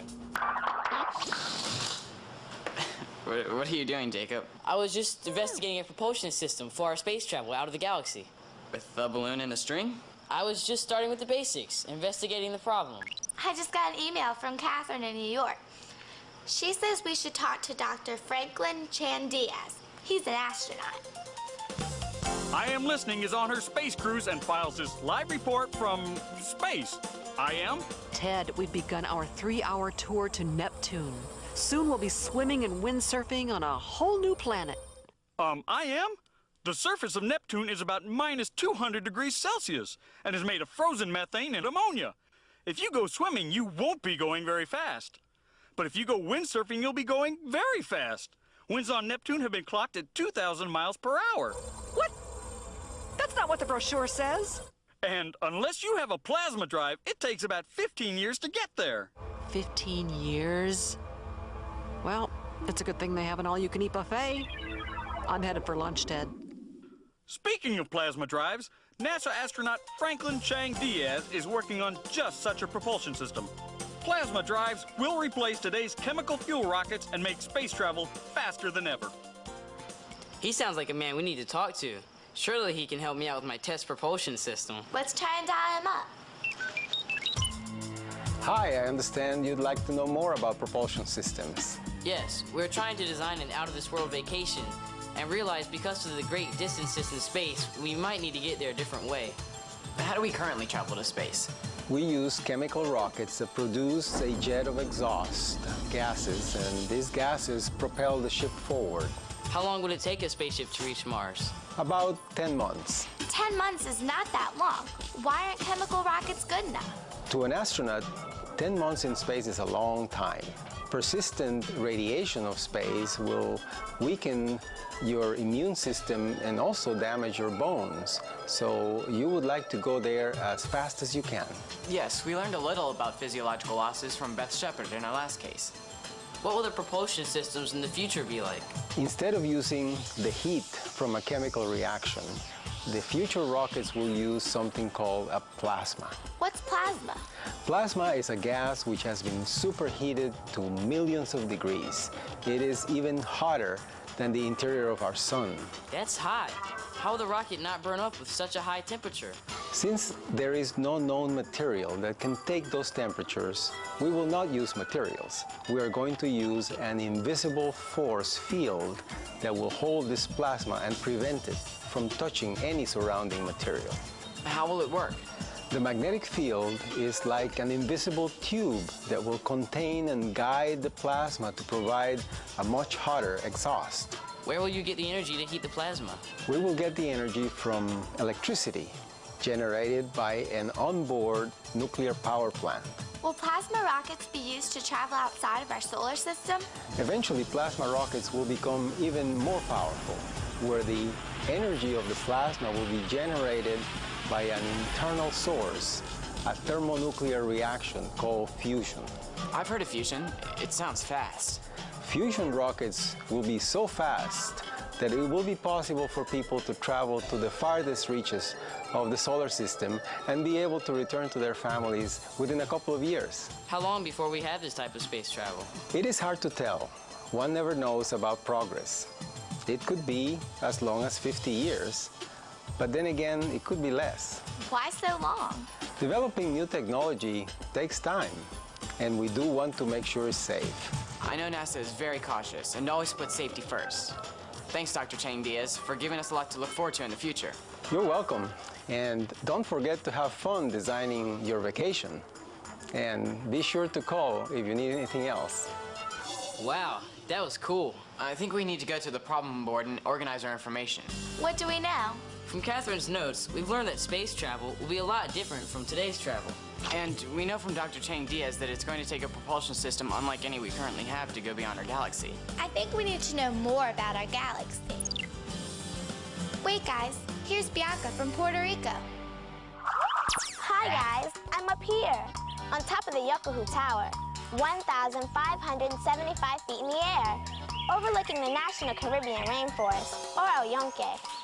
This is the only rainforest in the U.S. National Forest System. According to the ancient Taino Indian legend, the good spirit Yukiyu protects Puerto Rico and its people from his mighty mountaintop throne. Can you believe that more than 100 billion gallons of rain falls here every year? That's why there are so many rushing streams, rivers, and there's even waterfalls like this one. There are these beautiful and patient flowers and all of these vines everywhere, and they even have over 240 different species of trees.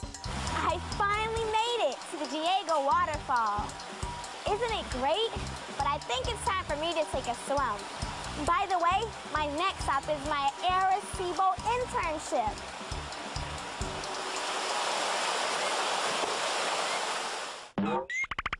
Bianca is so lucky. She's actually visiting the largest radio telescope in the world. Maybe she can do some research for us. I've heard that Arecibo looks for extraterrestrial life. Do you mean aliens? I've heard that they use radio telescopes to listen for them. I think we should ask Bianca to research the out-of-the-galaxy stop on space travel. Great. Email her and let her know. What's up? Will space travel become common in your lifetime? Are plasma rockets the answer to future space travel? Which destination will the Treehouse detectives choose? In the last episode of Galactic Vacation, try to answer the following questions. What is a radio telescope? How do we look for life in the universe? Hi, Bianca. Hi, Dr. D. Welcome to Puerto Rico. Thanks for inviting me to come look through your telescope. Glad to have you. How does it work? This is the reflecting telescope. It has an 8-inch mirror that gathers a lot of light and makes dim objects visible. That's cool. So we can see the planets and stars. Yes. Did you know that at the Arecibo Radio Telescope in 1992, the very first planets outside of our own solar system were discovered? Since then, we've discovered over 100 of what we call extrasolar planets. You mean there are other planets not in our solar system? Why didn't we find them sooner? Planets are much smaller than stars, and because they don't produce their own light, and they're light years away, they're very dim and difficult to detect. Do you think any of the planets have life? We don't know yet, but a lot depends on what kind of star they orbit. Stars all look the same to me, except some are brighter than others. Take a look. I've got the star Betelgeuse in the telescope. Betelgeuse. Isn't that a movie? Betelgeuse is a giant star. It's dying, and in its old age, it expanded to more than 500 times the size of the Sun, which is larger than the orbit of Mars. I guess that if there were life on any planets around Betelgeuse, it wouldn't have survived. That's right. We don't expect to find life around giant stars. Do you know that stars come in different colors? Stars have colors? I guess Betelgeuse did look a little red. Here, check out this star called Rigel.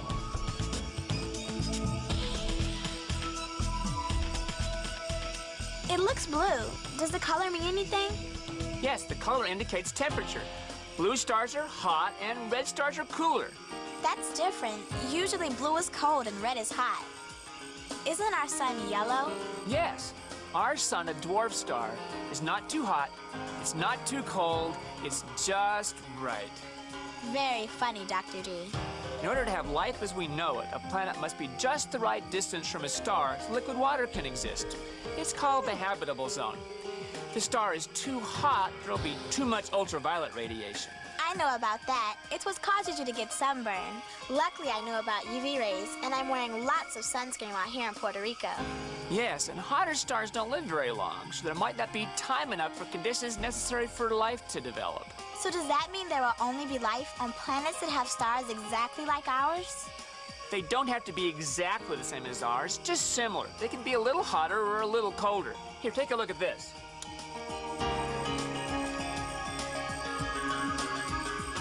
It looks like a blue cloud. It's called the Orion Nebula. It's a glowing cloud of hydrogen gas 1,500 light years from Earth. Right now, stars are forming just behind this glowing cloud.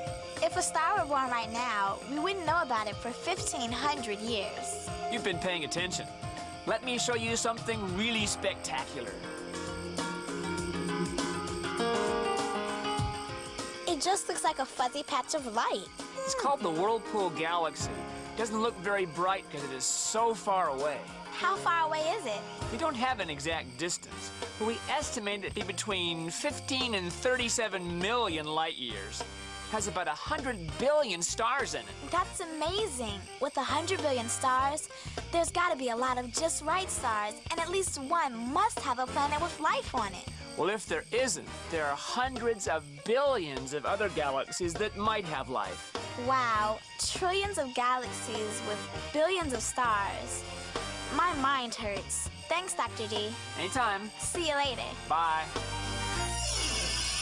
Mi nombre es Bianca Baker, reporting here for my internship. You can proceed. I'm at the Arecibo Observatory. Let me tell you a little bit about its history. The observatory began operating in 1963. It has a 20-acre radar dish and a 1,000-ton platform suspended above it. I'm going on a tour later. Do you want to come along? Hi, Bianca. Welcome to Arecibo. I'm Dr. Jose Alonso. Nice to meet you. This place is so huge. I can't wait to see everything. Where do we start? I have a perfect spot where you can have a great look at the telescope.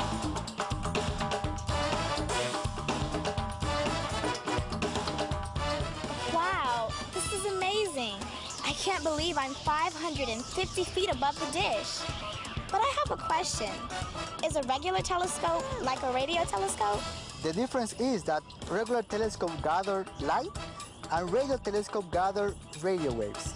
Where do the signals come from? Most objects in the universe, like galaxies, pulsars, quasars, they emit radio waves. How does the radio telescope work?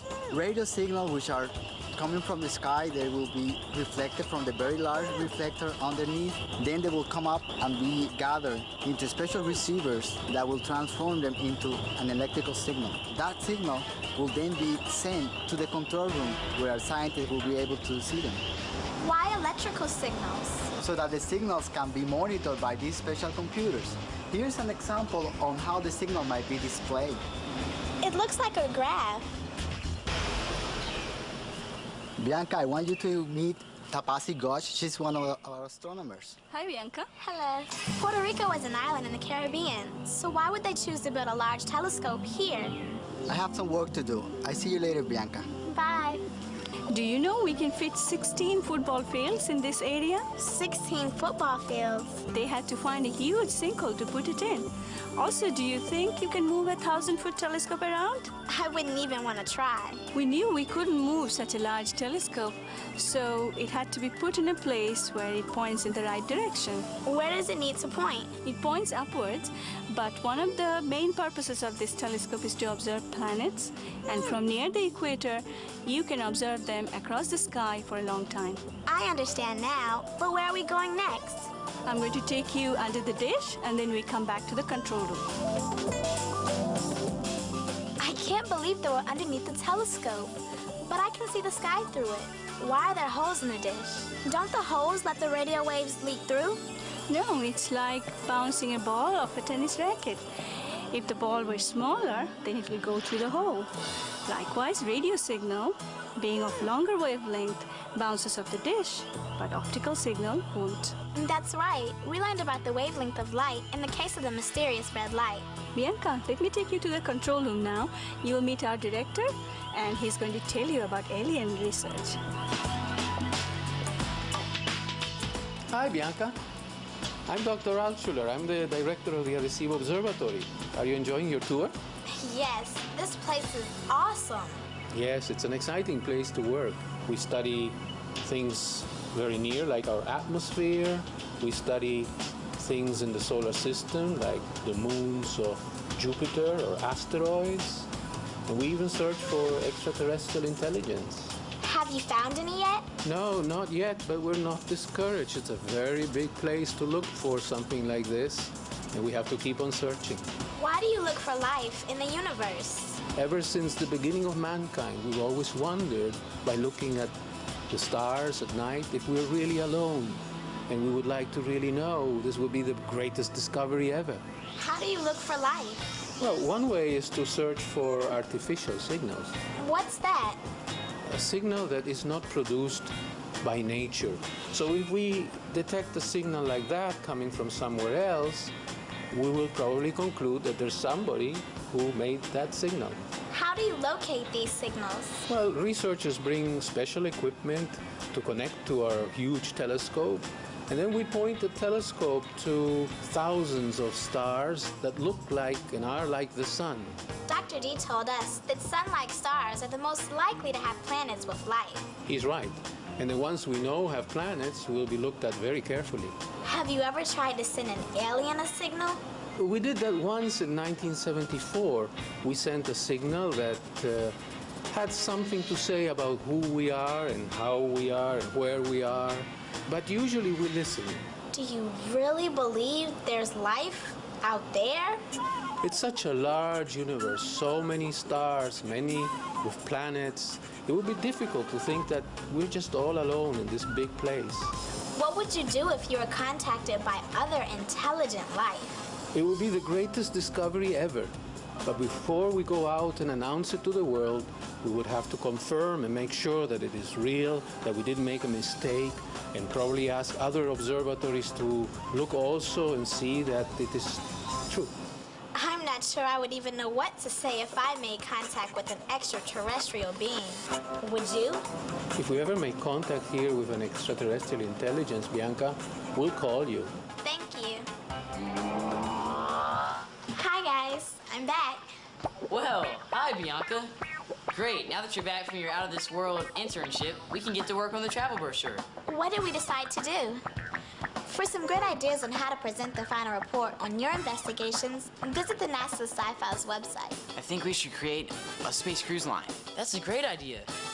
The moon could be our first dock of call, Mars our second, and somewhere in the galaxy our third. I had the cruise ship. Our brochure can read something like this. You can begin your out-of-this-world vacation with a 3-day trip to the moon. Unfortunately, the accommodations and food aren't exactly 5-star. Yes, as we learned from the ISS crew, eating and sleeping are much different from on Earth. But Starship 2040 says things will be much better in the future. At least we can advertise, truthfully, that on this cruise, you'll be at your thinnest. Huh? Remember, because of less gravity on the moon, one will weigh 15 pounds instead of 90. And our travelers won't need to worry about buying expensive cruise clothing. Because of extreme temperatures and lack of air, spacesuits are required. From the moon, we could head to Mars. Remember, Mars is 1.5 times farther from the sun than the Earth, so it's a lot colder. It also has some great tourist attractions, such as the largest volcano and mountain in the solar system.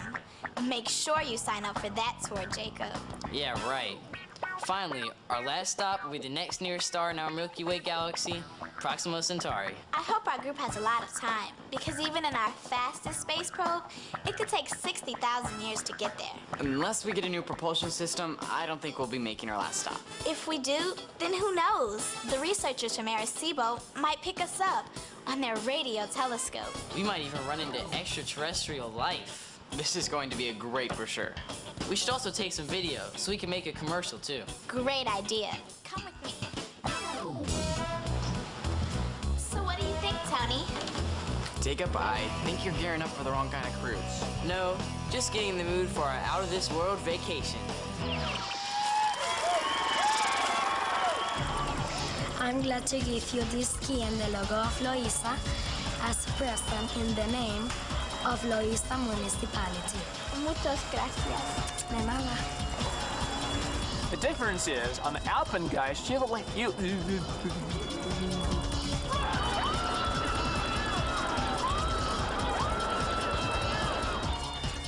Billions of galaxies See the and millions of stars all in this universe of ours.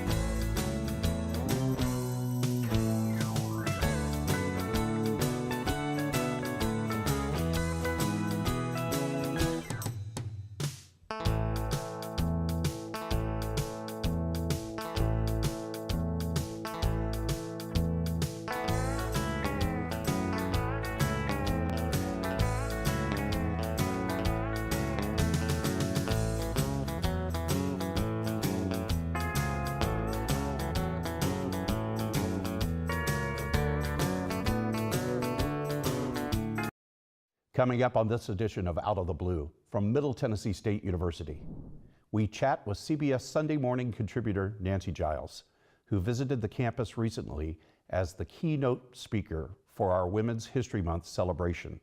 She shared stories about her career path from acting to comedy to social commentary. We tell you about FIRE, our Forensic Institute for Research and Education, and the service it provides students and our community through the College of Liberal Arts. And we give you a sneak preview of the new Applied Engineering building being built on our campus starting this summer. It will house our engineering technology program, home of some of MTSU's most innovative majors.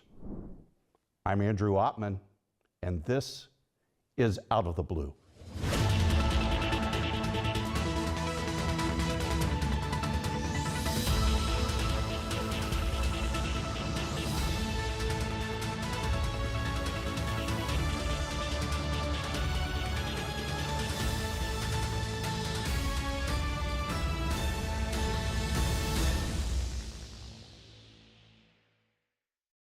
Welcome to Out of the Blue. I'm Andrew Ottman. If you don't recognize Nancy Giles on sight from her appearances on the popular CBS Sunday morning news program, you may recognize her voice as a popular commercial voiceover artist, or remember her from her days as an actress on the popular TV series China Beach. MTSU was honored to have her on our campus recently as the keynote speaker for our Women's History Month celebration, and we're honored to have her on this episode of Out of the Blue. Nancy, welcome to the show. Andrew, thank you. This is a treat. This is an honor. I should just go ahead and warn the viewers. We've known each other for a while. I know. Yeah, I know. We're Here we sort go. of adding up, and it's been almost 20 years, 20 like 18 years. years, something like that. Yeah, and from my days when I was an editor in Wisconsin, we have a mutual friend. It was the pastor of our church. That's right, Pastor Jane. Pastor Jane, and of course that means the world to my wife Elise and our family that you're here in Murfreesboro on the campus of Middle Tennessee State University. I'm so excited, and the campus is great, and the students are great, and it's a beautiful day. So what's to complain about? We've had a great day, and you are our keynote speaker for Right. Women's History Month, and we'll talk about that in a minute. But I really would like our viewers to know who Nancy Giles is. I think they do. We'll have introduced you and everything like that. But tell there's so many ways to describe what you do. There's so many labels about actor, commentator. How does Nancy Giles describe Nancy Giles? That's a really interesting question, and actually I think a key to what I do and who I am has to do with a job that I got early. Well, one of the biggest breaks I got in my career, which was touring with Second City's national touring company when I was right out of college, and learning improvisation skills, and through that figuring out how to kind of handle situations as they come to you. Mm-hmm. And it also was a way of reinforcing the fact that you can write standing on your feet. An actor's career, a creative person's career, has a lot of lapse time where you might not be working, and I desperately wanted to express myself. Right. So I found different ways to do that, I guess. And you really did. But let's talk a little bit about Sunday morning, because that so many people now recognize you from that. You've been doing this now for 2 decades. How did you've talked about how you connected originally to the program through Aaron, but what are the things that gravitate to you the most? I mean, how does your commentaries get from idea to the television screen? How do you pick the things that you talk about? That's a really good question. I think most of the commentaries come out of something that I've experienced or something that I've had a burning desire to talk about. And I like to do those pieces in a funny way, even if it's about things that are controversial. I talked about politics, but I also talked about, the very first piece I did was about the conspiracy of high-heeled shoes against women, which when I was trying to explain it to my boss, I don't know if you've ever had the experience of trying to explain to somebody why something's funny. It's horrible. It's horrible. In fact, I was saying it and I could just feel my posture begin to and I thought, okay, I'm never gonna be doing anything on this show. And then I got a call saying, hey, we have you down to do this thing on high-heeled shoes. And I was like, what? So But a lot of it comes out of things that have been on my mind. You spoke to one of our journalism classes. Yes. And I want to give you the chance to repeat a piece of advice you passed along to one of our students, which was make sure you're reading. Oh, yeah. And talk about that to the parents and to those who, you know, needing a piece of advice from Nancy Giles. It's so important. Broaden your scope. Don't just, if you're interested in one topic, don't just stick to that. You know, you'd be surprised in this day and age how sports, entertainment, politics, the economy, science, how they're all kind of connected. Mm-hmm. They really are. And it brings you a better story if you have more ammunition, if not a better way to put it. You know, more facts on your side. So you were the keynote speaker. We're happy to have you as the centerpiece of our Women's History Month events here on campus. What was your central message in your speech to the students? I hope the main thrust was that for women, for everyone, but for women especially, our stories are really important. And we all have stories, even things that might just seem to be simple and not as meaningful. They're so important. The opportunities that are there to tell our stories, to keep our histories going, just to show the different advances within one's family or within, you know, our gender. It's really important. I really hope people had the takeaway that women's stories are important and our voices have to be heard. And it's up to us to keep those stories coming, you know? They're all of value, all of them. Nancy, you can find your videos, of course, on YouTube. If I search Nancy Giles, CBS Sunday Morning, a whole bunch of them come up. Oh, good. But you've also got your voices are on a lot of other platforms. How do I find those? Okay, so you can go anywhere you listen to podcasts and subscribe to the Giles Files podcast. It's just the Giles Files, not podcast. And people can happily, if they want to write me or tweet me, it's at Nancy Giles NYC.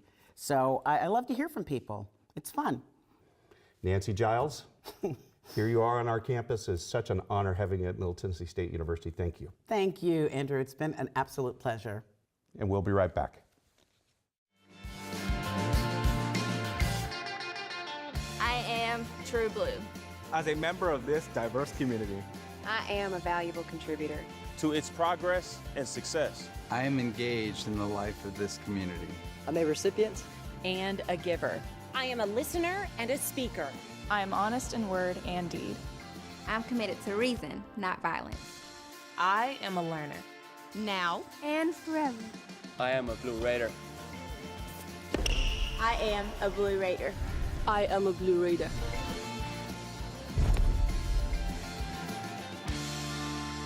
True Blue. Do you want more from your college experience? At Middle Tennessee State University, that's exactly what you get. More majors, more opportunities, more guaranteed scholarships. Up to $32,000 over 4 years. MTSU, Tennessee's University of Opportunities. The Jennings A. Jones College of Business at Middle Tennessee State University is the #1 producer of business talent in the greater Nashville area. Our nationally ranked programs and state-of-the-art facilities offer a world-class education at an affordable price. The exclusive partnership of Jones College with Dale Carnegie Training Worldwide equips our graduates with the soft skills they need to succeed. Jones College of Business. It delivers an education for the real world.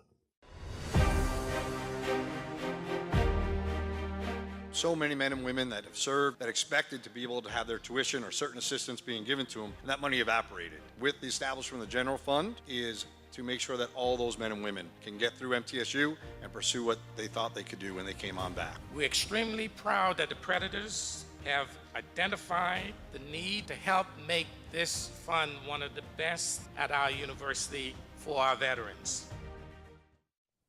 Welcome back to Out of the Blue. I'm Andrew Ottman.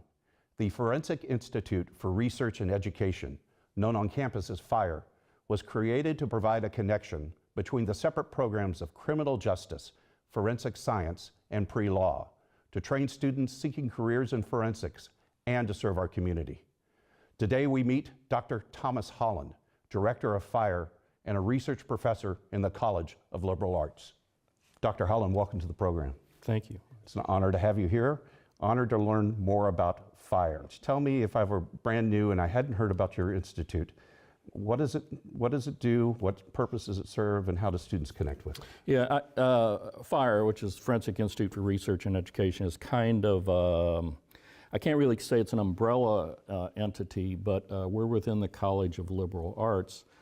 On campus currently, we've got a very, very good forensic science program. That's in a different college. We've got a very good criminal justice program. That's in a different college. We've got a good pre-law program. That's in liberal arts where FIRE is. There needs to be something that connects these entities that are in different colleges. And that's kind of FIRE's job, is to be this entity that provides opportunities for students, so we're inward looking, but then also provides educational opportunities for practicing forensic practitioners who are out there. So it's a way of creating networks for our students with the broader community, as well as networks for our students within the MTSU community. Mm-hmm. And you provide considerable service to the community through FIRE. I know law enforcement agencies frequently contact you and ask for your team's assistance in a variety of different ways. Can you talk about that? So one of the things that we do is we provide forensic anthropological services for the medical examiners in the area, for police departments, sheriff's departments. And one of the unique things that we do involves undergraduates in the actual recovery of forensic cases. So a call comes in from the medical examiner or a sheriff's department that a skeleton has been found, or they have evidence that there's a buried body. We have a team called FASER, Forensic Anthropology Search and Recovery, FASR, which is undergraduate students from different departments. It's a multidisciplinary. They're vetted, they undergo background checks, interviews, have to have a grade point. We bring them together, we give them training.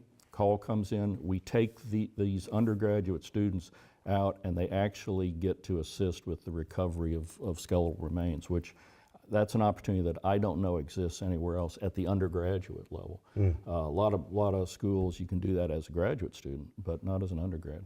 As an undergraduate? As an undergrad, that's right. That is remarkable. So we meet the needs of the community in terms of they get a professional team excavating a site, excavating remains correctly, but we also train the next generation of forensic scientists, forensic anthropologists. You talked about service to the community, and we went into detail about the teams that go out, but you're also providing considerable training to the community as well, right? Do professionals seek you out for refresher courses? And They do. things? You know, a big component in forensic science now is ongoing education, continuing education. Not only are there specific CE requirements, continuing education requirements, but there's just a tremendous need. The science is evolving very rapidly.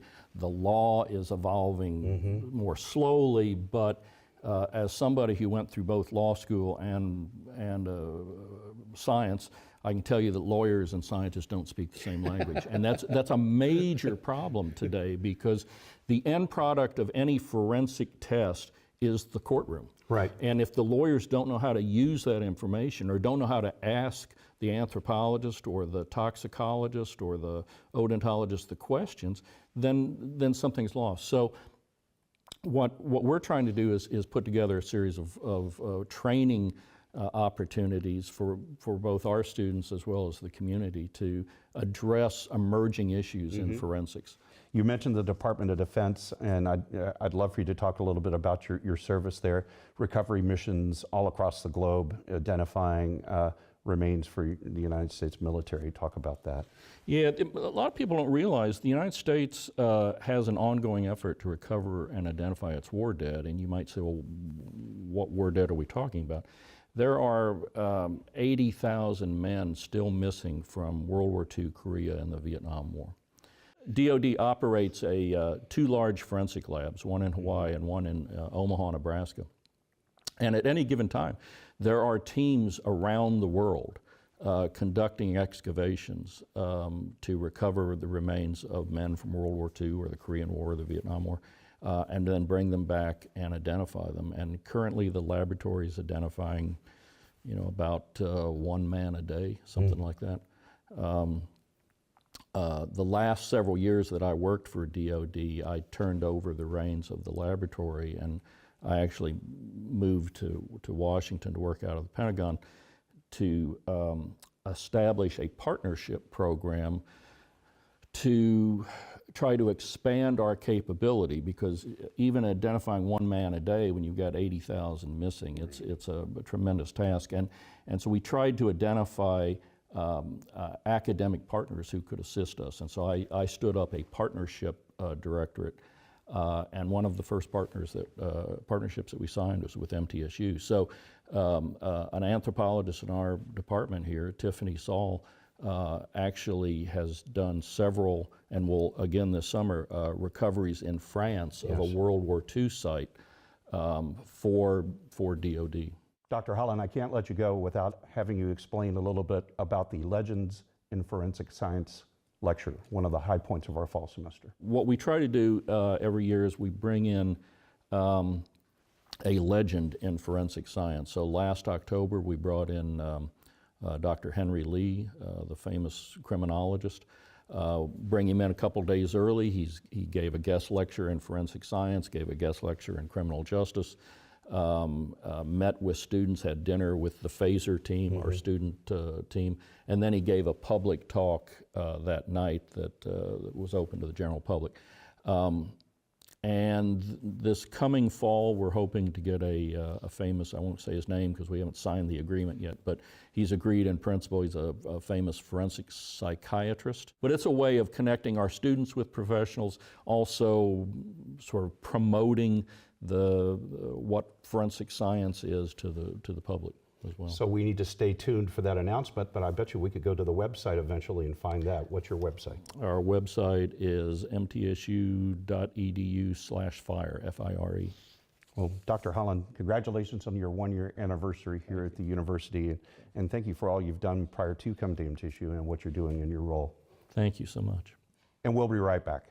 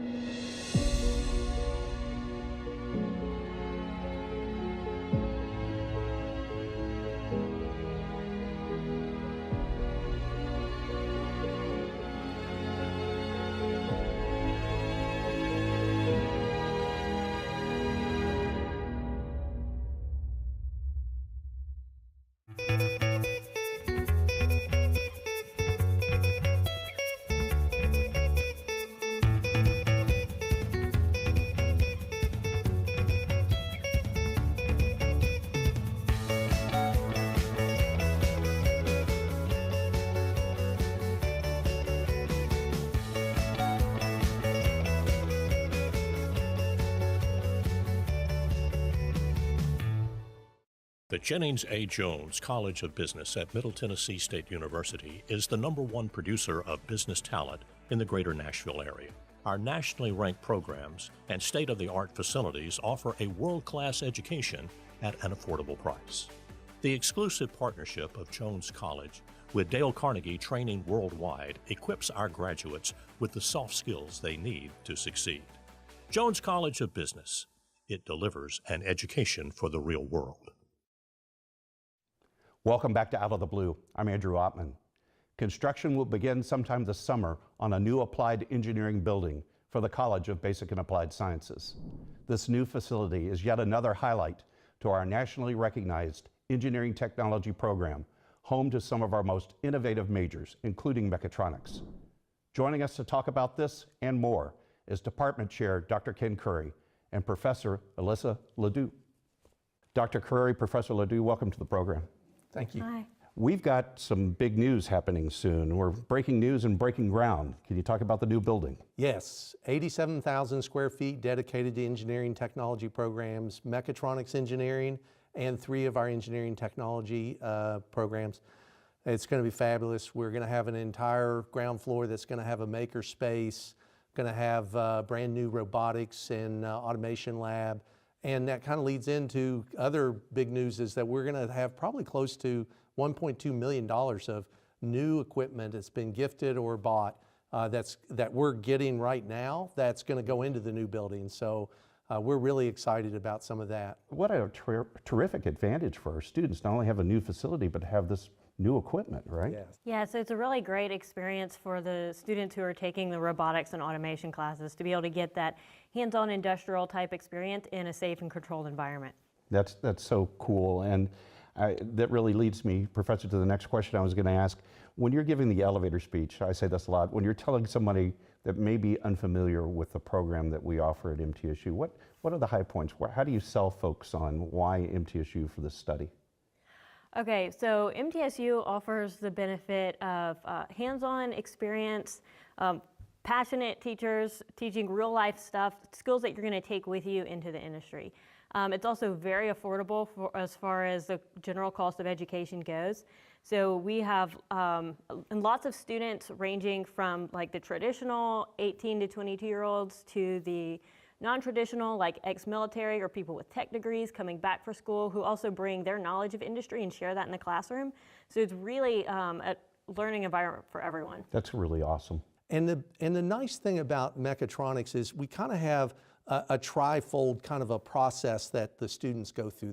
They take a lot of mechanical engineering classes that you would ordinarily find in a mechanical engineering degree, a lot of electrical engineering and controls kind of classes, and then they have a lot of programming that goes into their degree program, so that when they, a lot of people still don't know what mechatronics engineering is. So a lot of times what I tell students is, don't be afraid. You've got enough mechanical and electrical engineering components in your curriculum.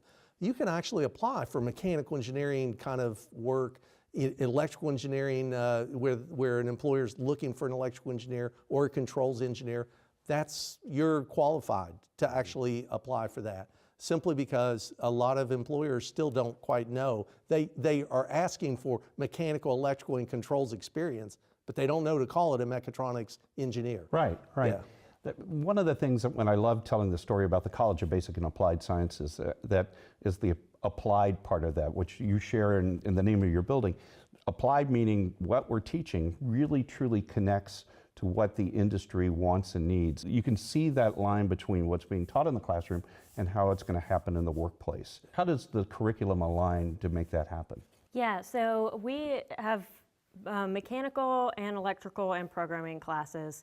We make sure that we have at least one course that matches to every requirement, and then our senior capstone course meets all of the requirements. So that is really the culmination of their educational career, where they apply prior knowledge and independent research in order to design, build, test an automated system that they completely invent themselves. And that's the capstone project. What a great lead-in. So that's that cumulative effect of everything I've learned, everything that you've taught me is going to be produced in that one moment where I can show you what I've got, right? Yeah, so the capstone course is a 2-semester course where the students prove that they are ready to be engineers. Mm-hmm. So they spend their first semester doing mostly design work, some prototyping, getting all of their subsystems working, and then the second semester they integrate all of those subsystems into a final product and test it, make it reliable, make it aesthetic, and then they show them all off at the MECTech event, which comes at the end of the year. Every year it's different projects, so it's new, it's exciting. Constantly they're all learning new skills and applying those. But this year we've had a couple of hovercrafts that play soccer together. We've had a humanoid robot, a PLC trainer, a couple of smart lock boxes for your porch, and a navigation aid for the visually impaired. So those were all shown at our MECTech this year, and then we'll have another one coming up in the fall. And it's completely free and open to the public, so It's really a great place if you want to see what our engineering program has to offer, or if you're looking to recruit some of our students to come work for you, you'll be able to see the kind of things that they can do. So where can I go to find out more information on the web? If you want to get more information either about MECTech or about our new building, go to mtsu.edu/ET. Professor Ledoux, Dr. Curry, congratulations on the new building, but also these great programs. This is wonderful news for our university. Thanks. Thank you. And that does wrap up this edition of Out of the Blue. A reminder, you can find news about the campus 24 hours a day by going to our website, mtsunews.com. You can also find additional special content on our social media platforms, Twitter, Facebook, and Instagram. Broadcasting from the Center for Educational Media, I'm Andrew Ottman. Stay safe, stay on course, and remain true blue.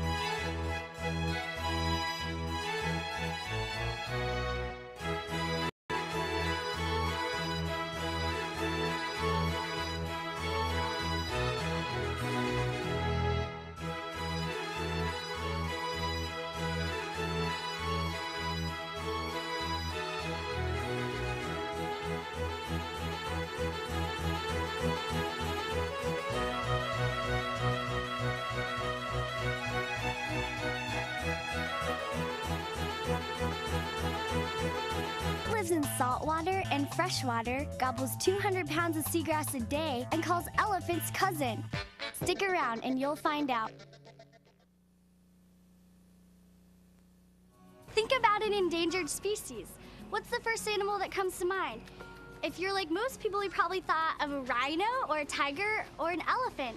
But you don't have to go thousands of miles to find an endangered species. Some of them are right here in the United States. They live in forests and lakes, deserts and streams. But I bet you didn't know one of the most endangered lives right here in the waters of Florida. That's right, we're talking about manatees. When you look at them, it's hard to believe that sailors once thought they were the mermaids of mythology. But manatees aren't a myth, they're real and they're in trouble.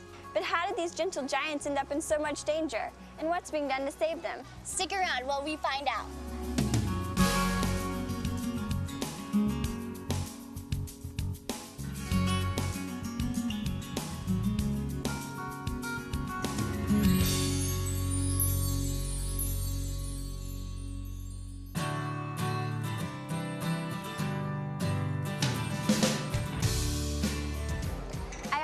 Few facts about manatees. They're the only plant-eating marine mammals, and they have huge appetites.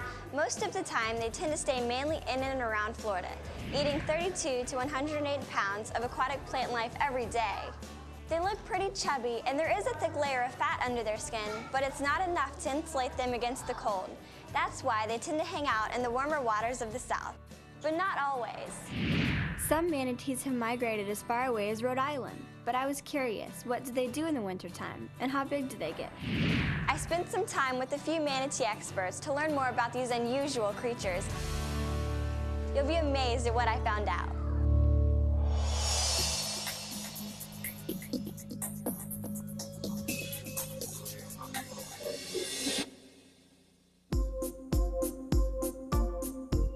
The first expert I talked to was Dr. Dan Odell, a research biologist at Hub SeaWorld Research Institute, who took me to see the manatees in the rehabilitation area. He told me that manatees are from the order Sirenia, which includes the dugong from Australia. There are 3 species of manatees. The West African manatee, which is of course in West Africa, the Amazonian manatee, which is in the Amazon River Basin, and the West Indian manatee, which includes the Florida manatee.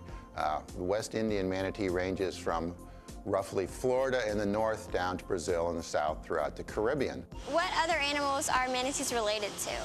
Manatees are related to elephants, hyraxes, and aardvarks. And if you just take the elephant and you look at an elephant that has very thick, tough skin, not much hair on it, some toenails, then you look at our friends the manatee here. It's very similar skin appearance, sparse hairs scattered over the body, and you see these very tiny fingernails. I could see the resemblance, but unlike elephants, manatees have whiskery faces and little tiny eyes. Manatees can also stay underwater for as long as 20 minutes, diving down to feed no deeper than around 10 feet. Can you imagine an elephant doing that? I noticed that they don't really swim that fast. About how fast can they swim? Manatees in general are very slow swimmers, going 1 or 2 miles an hour. In a burst of speed, if they really have to, they may be able to get to 10 or 12 miles an hour, but not for very long. Even though they're massive, there's something graceful about manatees. Waving their fan-shaped tails, they glide through the water like big gray blimps. They can grow to be over 12 feet long, and at their heaviest, weigh in the neighborhood of 3,500 pounds. Big manatees are probably as long as a mini pickup truck and probably weigh as much, or if not more in some cases, as a small pickup truck. For an animal that eats a lot of lettuce, which is known to be a very healthy food, how did they get so fat? Manatees have large, long intestines, lots of microorganisms, bacteria, that break down the plant material, release the nutrients. The manatees absorb it all and really turn it all into fat. Because manatees only eat plants, they have different adaptations from other marine mammals like whales or sea lions. Adaptations like their teeth, for instance. As they chew, even though it doesn't look like it here, the forces generated during chewing make the teeth move forward. And the manatees and one species of kangaroo do that. They move to the front, they're resorbed, and they fall out. They're known as marching molars by some people. And it goes on, as far as we know, as long as manatees live. It's no wonder manatees go through so many teeth. Look how much they eat. I figured that couldn't be good for the environment, but I was wrong. Manatees have a very important role in the coastal marine and freshwater environments by recycling nutrients. A big manatee may eat 100 or 200 pounds of vegetation every day, as long as it lives, which could be up to 50 years in some cases, and that makes a lot of fertilizer back into the water. So manatee really helps keep the ecosystem intact in a very dynamic state. Makes sense to me, but if manatees are important to the environment, why are they endangered? Manatees are endangered because of people. Historically, if we go back a few hundred years, people have eaten manatees. These days in Florida, it's not so much hunting, which is rare but still happens on occasion. It's other human activities. Their habitat has been severely impacted by human activities in Florida, and other things like boating. A large number of manatees are killed each year by power boats. They get entangled in fishing gear, they get caught in flood control dams. So it's other human things that are keeping manatees on the endangered list. So, I wondered, how many manatees are left in Florida? These days, the state of Florida tries to do a complete survey of state waters every winter when the weather's really cold and the manatees tend to congregate at warm water areas. They've counted over 3,000 manatees in some years. Dr. Odell says that nobody really knows how many manatees are left, but if things don't change, they'll be on the endangered list for some time to come. And that would be a shame for an animal that's been around for millions of years. Surprised? You shouldn't be. Manatees have been around a long time. Fossilized bones have been found that date back to 45 million years. They're very adaptable, but nowadays changes happen so fast in their habitat that they don't have time to adjust. Luckily, though, they have scientists, wildlife officials, and facilities like SeaWorld on their side. For over 20 years, a variety of government and private organizations have been working hard to rescue, rehabilitate, and release hundreds of orphaned and injured manatees. It's always been rewarding, but it hasn't always been easy. So, how do they do it? I mean, what does it take to rescue a gentle giant? It takes a lot of teamwork and a lot of heart. Check it out.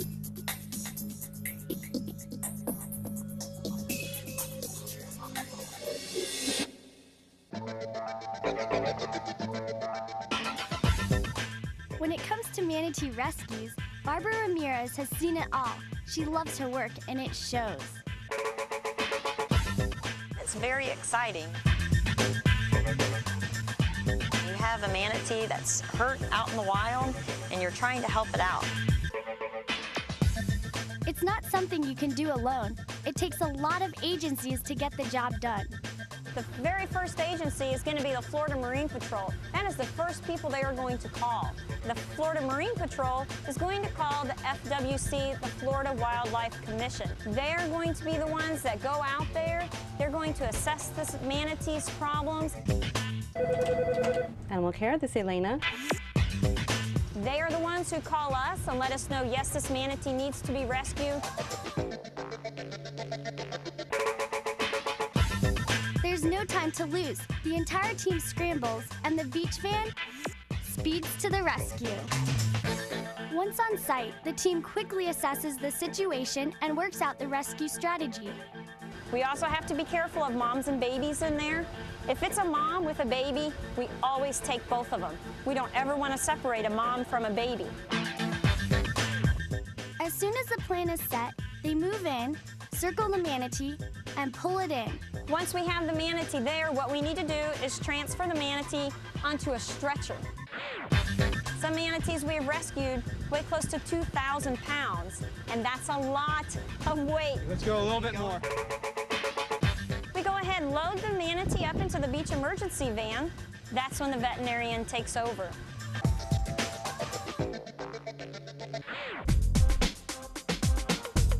A lot of the time, the doctor who goes along is Dr. Michael Walsh, Director of Veterinary Services at SeaWorld Orlando. The goal is to get that animal as quickly as possible into the truck, get them transported. We may do initial blood work on site, we may try to do an initial evaluation, but we're going to rely on what we can do back here to really complement what we do in the field. The vets look for visible wounds or signs of blunt trauma from boats.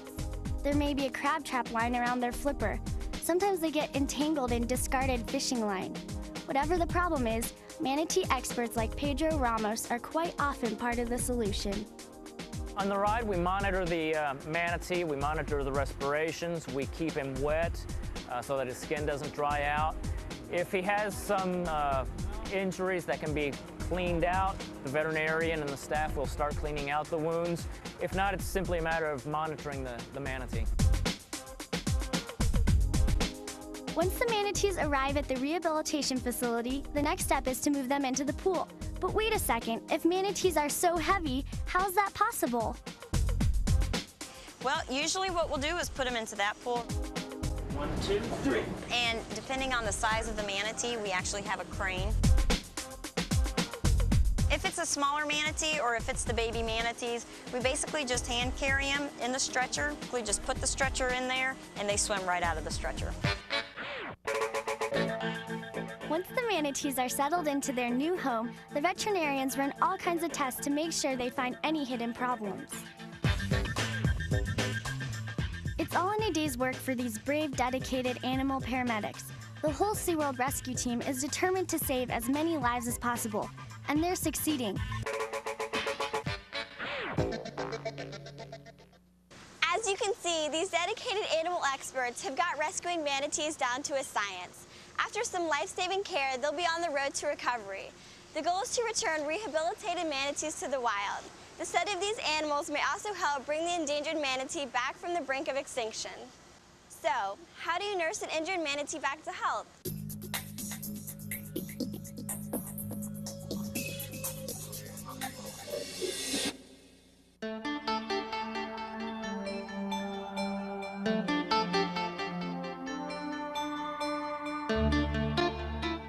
After a thorough examination, the next step in treating injured manatees is to take x-rays and perform minor surgery like suturing wounds and repairing fractures.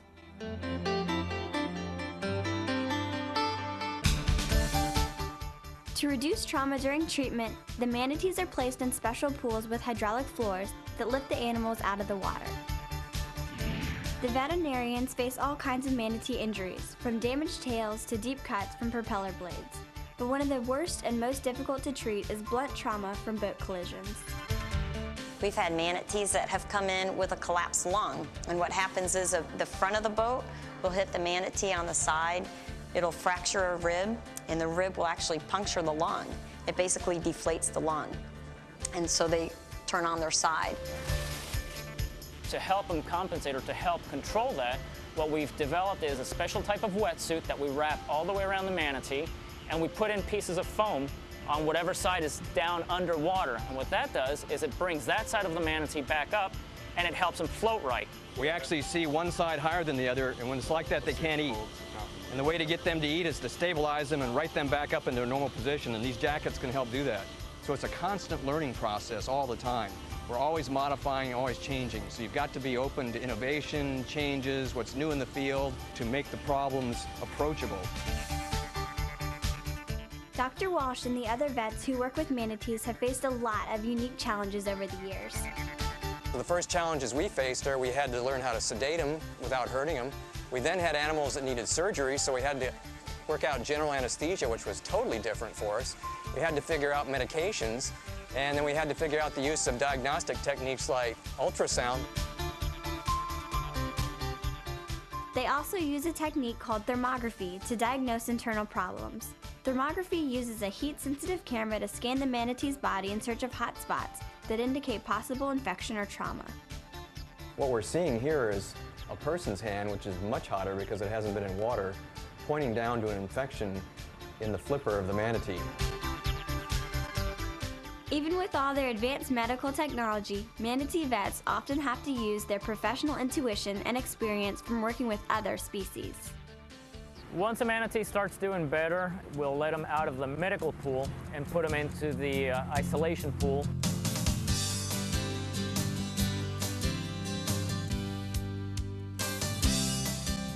The isolation pool is set up so the rehab crew can monitor the manatee's progress and help them make the transition to eating on their own. Manatees feed on the surface and they feed on the bottom. Uh-huh. So just dropping the lettuce in the water, it's going to float, so that takes care of that. But we need to somehow get it on the bottom.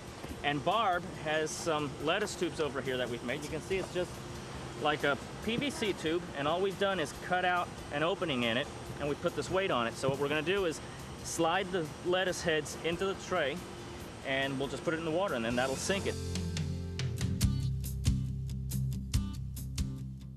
One manatee can go through 100 pounds of lettuce a day. At that rate, they'll be ready for release in no time.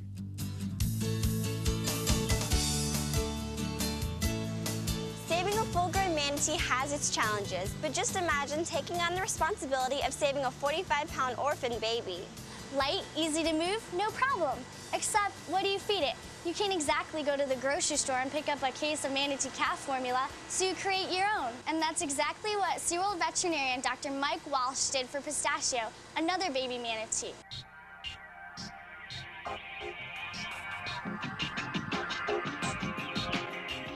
Pistachio was an orphan manatee. He was found in the Daytona Beach area.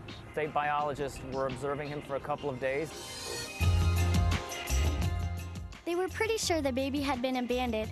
No large adults were in the area, and no females were coming by. It's possible the mother fell victim to natural causes. Nobody really knows. The important thing was to take care of this helpless little manatee. Pistachio came in as a tiny baby in the 40-pound type range. Now that's pretty small. Babies like this are born between usually 50 and 100 pounds, so he was even underweight for when he came in. Getting manatees to their optimum roly-poly weight isn't as easy as it sounds. Most manatees come in dehydrated, so that's the first problem to solve. And once he came in, we x-rayed him, we got weights on him, and we started tube feeding him. We give them what's called a gruel substance, and that is like a spinach. It's ground up spinach and romaine lettuce and water. You go ahead and pump that into the manatee. I can guarantee you, again, about 99% of the manatees that come in here are going to have that done.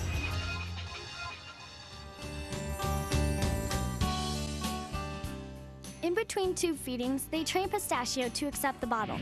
Raising any baby is a 24/7 job, with feedings every 2 hours.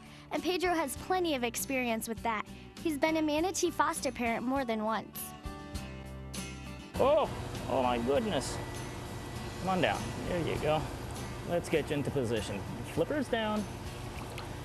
We've been working on him pretty much round the clock, and he's understanding how to take the bottle. He's just learning now where to come over to get his bottles. That's why we slap the side of the pool. That lets him know that it's feeding time, and he'll come right over. It's kind of like ringing the dinner bell for him. We like to get them up to 700 pounds. And the reason for that is when they go out into the wild, they have to be able to endure the cold weather during the winter. And that winter weather is a challenge to them if they're not nice and plump. In Pistachio's case, the standard bottle mixture didn't work, so a new formula was created. The big question was, would it be enough to save him? Well, Pistachio's formula was designed based on a couple of things. We know the babies can come down with intestinal problems. And prior to Pistachio, about half of the babies were lost with a type of disease process called pneumatosis intestinalis. What that is that you get air in the wall of your intestinal tract and it becomes dysfunctional. It just won't work. It can't pass food, it can't absorb food. And we knew that we didn't want to lose him like we'd lost some of the others, so we got on the internet and tried to find a new treatment. Dr. Walsh got lucky. He found a treatment that somebody used in Ireland on a human with the same disease. It's called an elemental diet. We got around the disease problem by using this dietary approach. So he had a very severe case of this disease, and yet he survived. We're batting 1,000 now, where we used to bat 500. Rehabilitation can take a few days or a few years. In Pistachio's case, he stayed in the baby pool for about a year. When he was big enough and eating some lettuce on his own, he was moved to the main exhibit, Manatees, the Last Generation. The important thing about that part of the rehabilitation process is that we have adult manatees there, and that's where he's going to start learning to really be a manatee. So far, all of the contact he's had has been with us, but we need him to know that he's a manatee and how to act. It's all part of preparing an orphan for release. To survive in the wild, Pistachio had to be mentally and physically ready. Thanks to the dedicated team at SeaWorld, he was. He came in small, alone, and malnourished, and after 3 years of loving care, he left huge, healthy, and ready to join his own kind. That's not the only success story. Since 1976, SeaWorld has rescued over 250 manatees and released over 100. After months of planning, the release team waits for a cold front to move across Florida. Manatees migrate to warmer waters when the temperatures drop. When that happens, the release operation is set into motion. It's hours of wet, exhausting work, and it's worth every minute.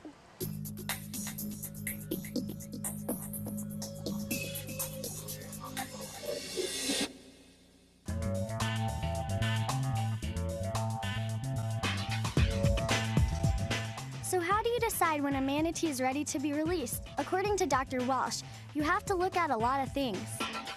If they had some abnormality on x-rays like Pistachio did, then we'd recheck his x-rays, make sure it's cleared, make sure his blood work was all normal, and see whether or not size-wise he could go back out without any challenges from the wild.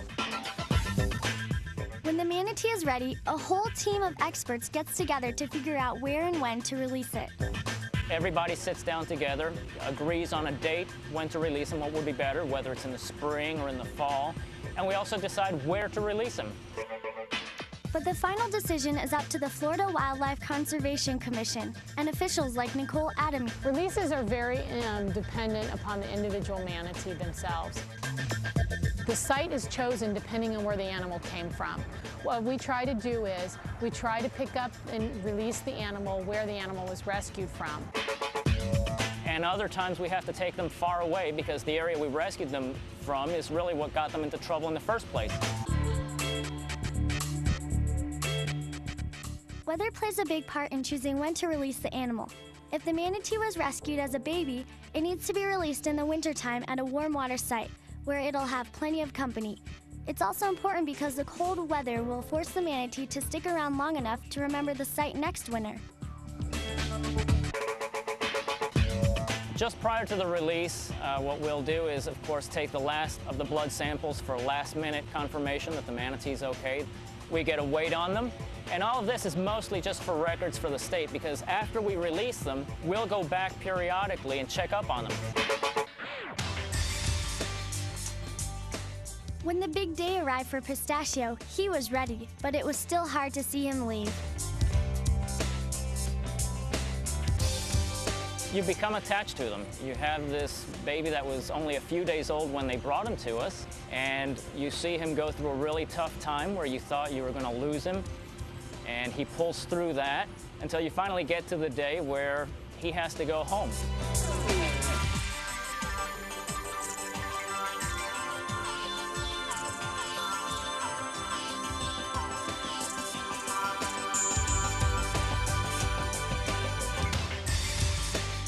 Going on a release is a really good feeling. You see a manatee that was in very serious condition, sometimes almost dead, and you've nursed them back to health. Most of the times, it's just a happy feeling, and you let them go and you wish them well. The ones that are a little bit harder to let go are the orphans that you hand raise, like Pistachio.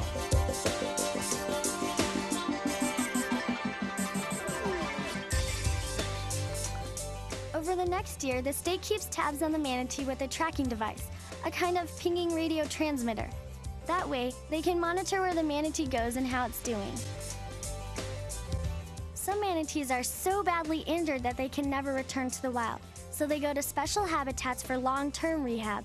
But whether they're released or stay at SeaWorld, it's the caring part of animal care that's most rewarding.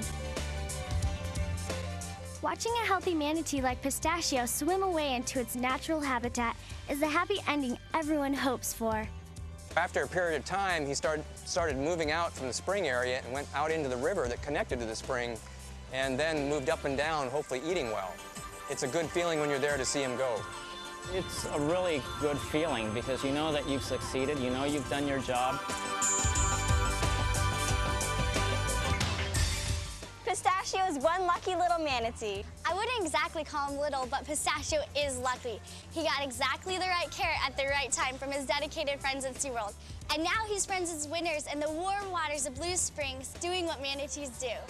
You can be a friend of manatees too. Learn all about manatees and their habitat. Support groups who are establishing refuges and encouraging people to act in a manatee-friendly way. Maybe if we all work together, we can save the manatee.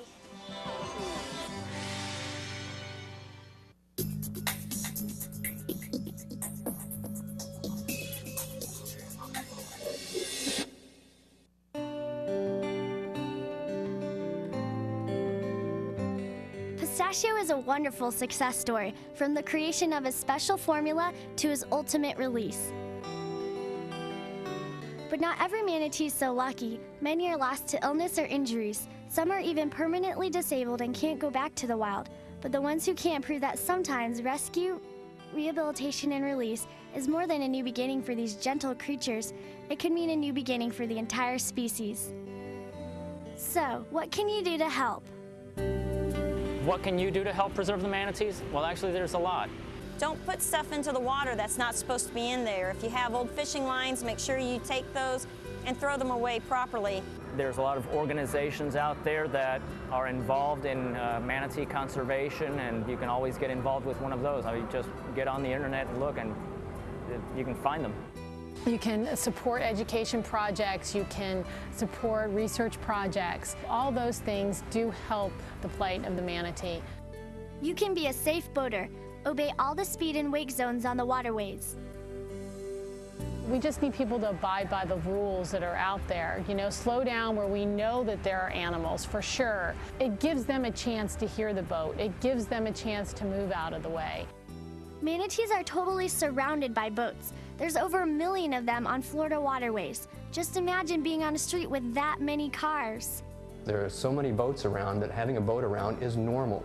What is not normal is to have that boat at 50 or 60 miles an hour skip over their line of transfer, intersect where they're going, and hit them before they have a chance to react. That's the whole idea behind the manatee caution zones, and that's why we need to support legislation to protect manatees and all our wildlife. I think it's important that we just educate ourselves about wildlife in general. We want them to stay wild, and that is one of the best things we can do to help an animal out. Pierce. You can also help other people learn more about manatees by sharing what you know, and you can support the people who actually rescue manatees. One way to do that is to let them know if you see an animal in distress. The best thing anyone can do when they see an animal is to call and report it right away. Either Florida Marine Patrol or call the Conservation Commission's hotline. And then to go and wait there until someone comes on site. And not to touch the animal, not to approach the animal, but wait for a professional or someone who's trained. They can not only injure themselves, but also injure the animal as well. If you live in Florida, helping manatees can be as simple as buying a manatee license plate. A lot of the money goes to research projects around the state. You can make donations to organizations like Hub SeaWorld Research Institute. And if you don't live in Florida, you can support local aquariums and wildlife parks. We have some manatees that were rescued, and due to their injuries, they can't go back.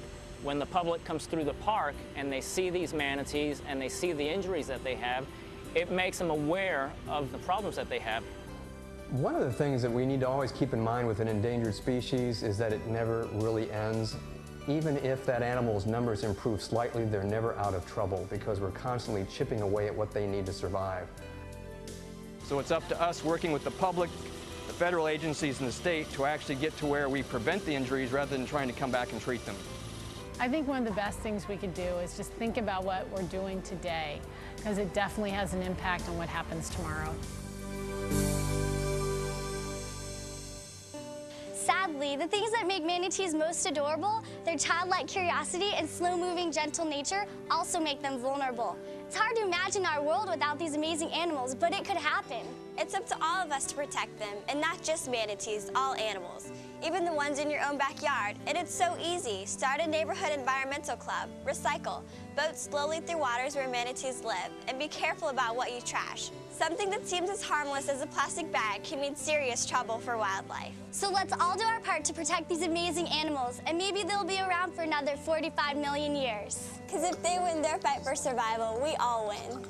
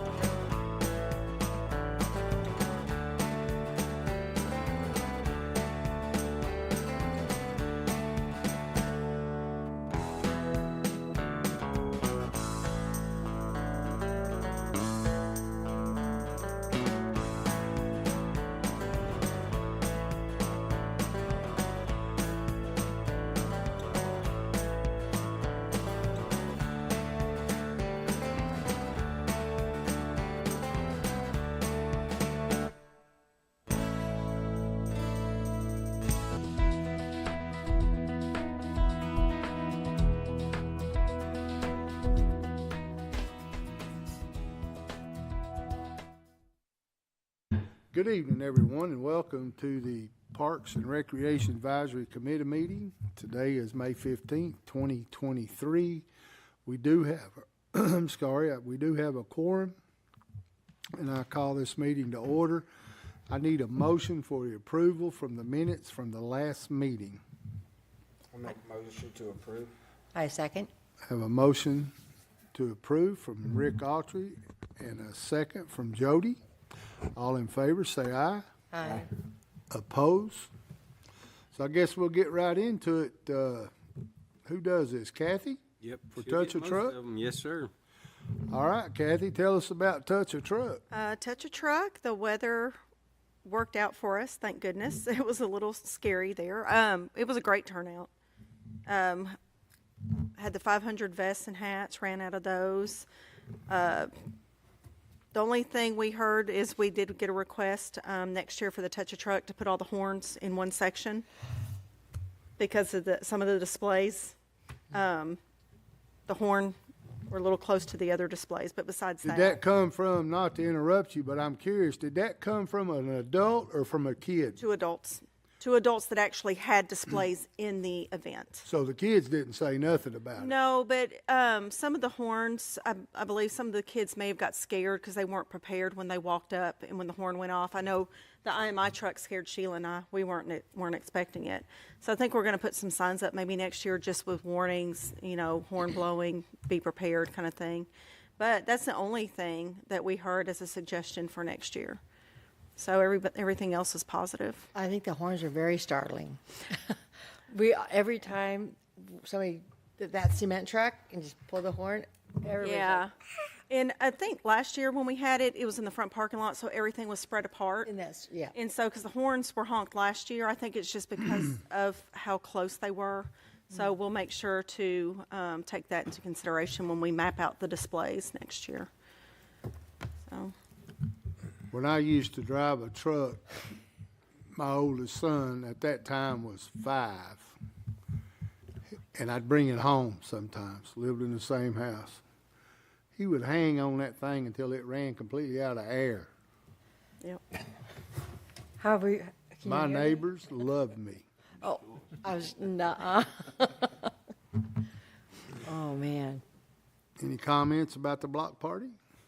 Yes, I loved it, to tell you the truth. My granddaughter loved it. We went through everything. And then we sat under the gazebo and we had lunch, and then we went back and had dessert, and then we went back home, and she's like, "Can we go back?" And I'm like, "No, we cannot go back. We're good. We're done." But it was really fun. Good. And I have to admit, it was the first block party I went to. So, okay. And now I went to Touch a Truck last year, but combining the both was something good. That was great. That was exactly what I was going to talk about. Yeah, and the face painting that was free was wonderful. And we had 3 to accommodate to keep up. Yes, and also the make your slime for free was something amazing. Yeah. I thought, okay, how much does this cost? How much does this cost? And everything, so terrific. Good. And they loved it. And we're still playing with the slime on Sunday. I'm like, get that off my coffee table. But it just pulls off and there's nothing there. And it's just perfect. It was great. Yeah, my grandson loved it. He was 3 pounds shy to jump on the bungee. Oh, yeah. That did not go over well. Wow. So my granddaughter walked by it and said, "I don't even want to do it." Overall, as Jody said, I was going to say the same thing. I think putting the block party and the Touch a Truck together was a deal.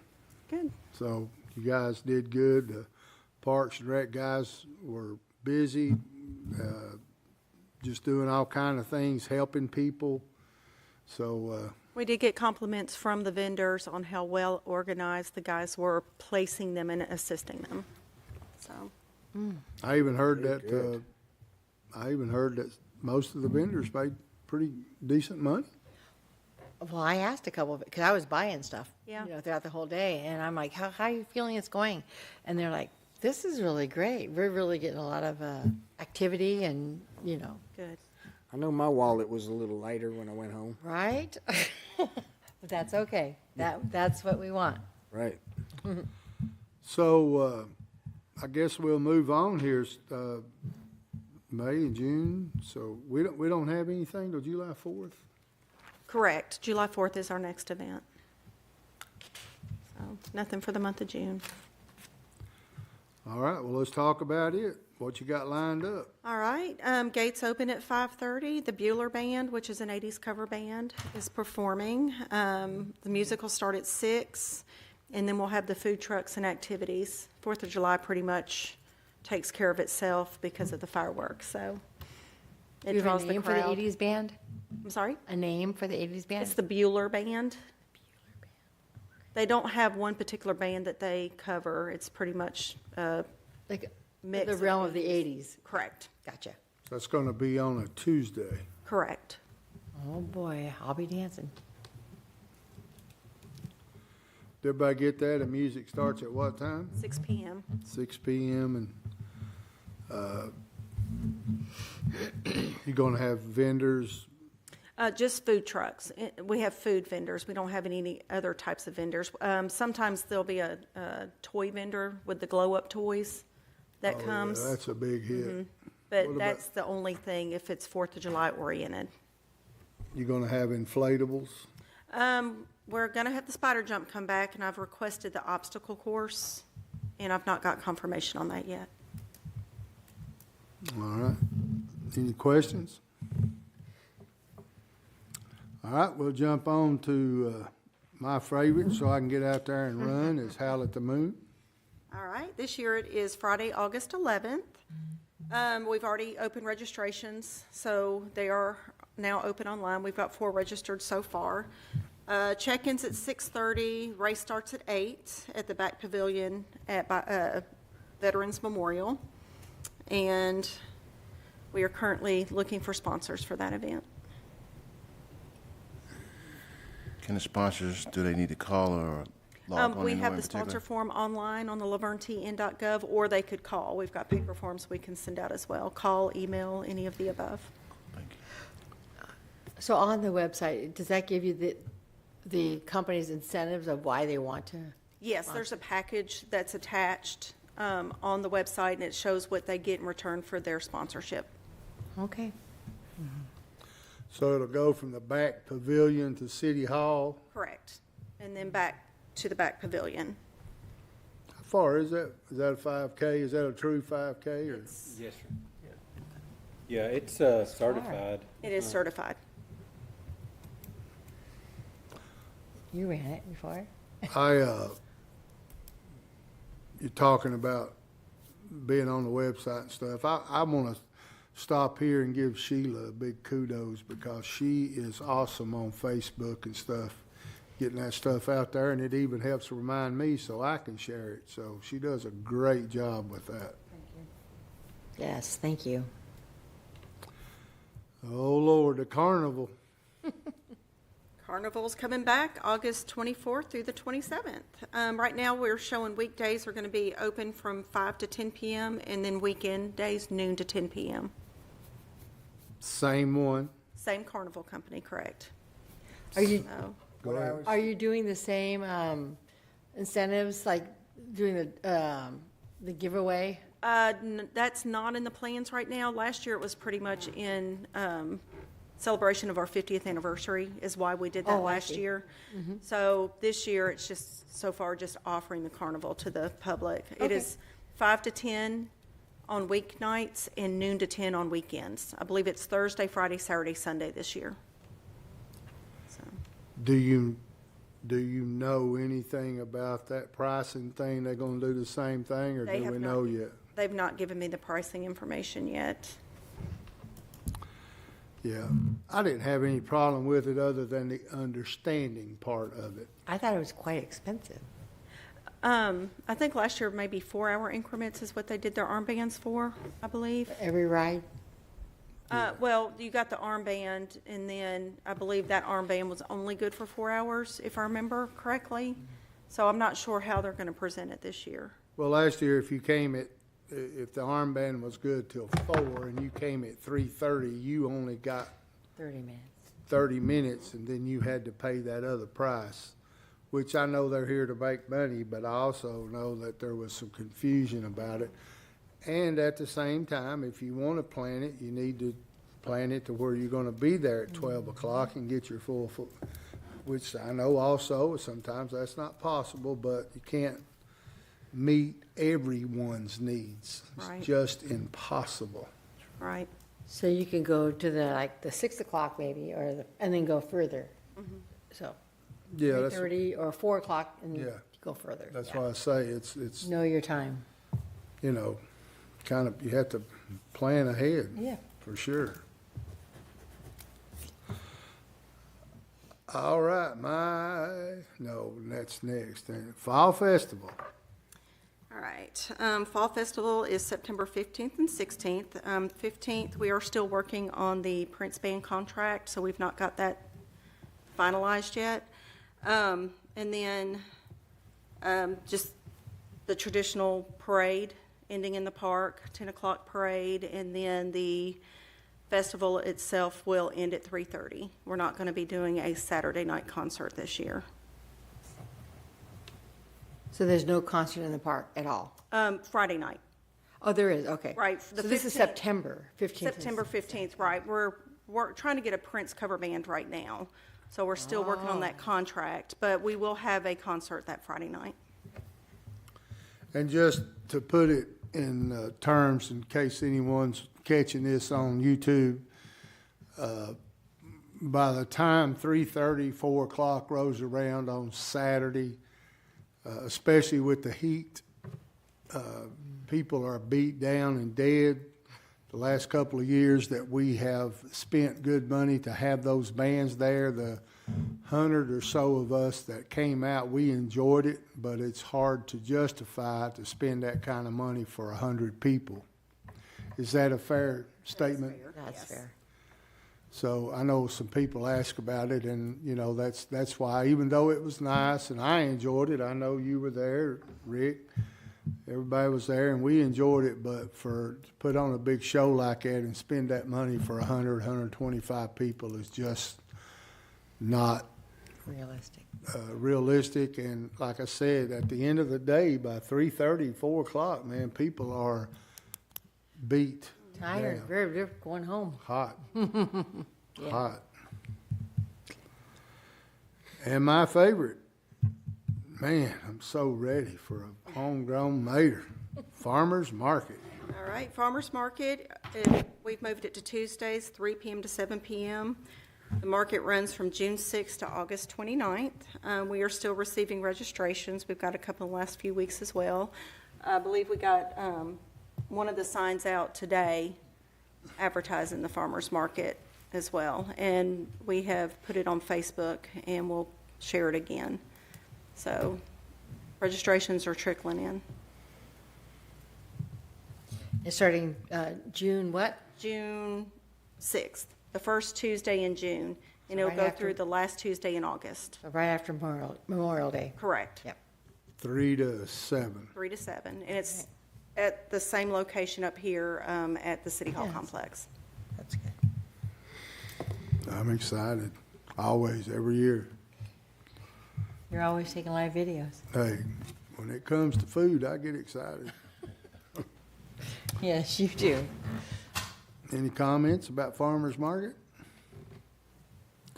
All right, we will move on to, well, our next meeting will be June the 26th. Is that right? Because of Juneteenth, Oh, that is right. we had to move it to next weekend. Can we talk about that? Juneteenth? How's that going? She is getting the Bicentennial Pavilion here because we already had a tournament scheduled in the park by the time they locked in their date. Okay. So they're going to do it on the 17th, which is that Saturday instead of the 19th. They're going to get the Bicentennial area down here from 10 a.m. to 4 p.m. is when they're planning their event. So when you say planning their event, what event is it? It's a Juneteenth celebration. Okay. Shermille Balbalosa, did I say that right? Correct. She has done it a couple of years. I think she missed last year, maybe the year before. It's 2 years, once for COVID and then once because she had to move and she's trying to get back. And I know that her and Hope Oliver are working together. So we need to, that is a city-sponsored event, correct? Not this year, but we're working on it. We are working on it. We're not officially sponsors, but we're going to do what we can to help them out. So We're going to do some advertising and stuff.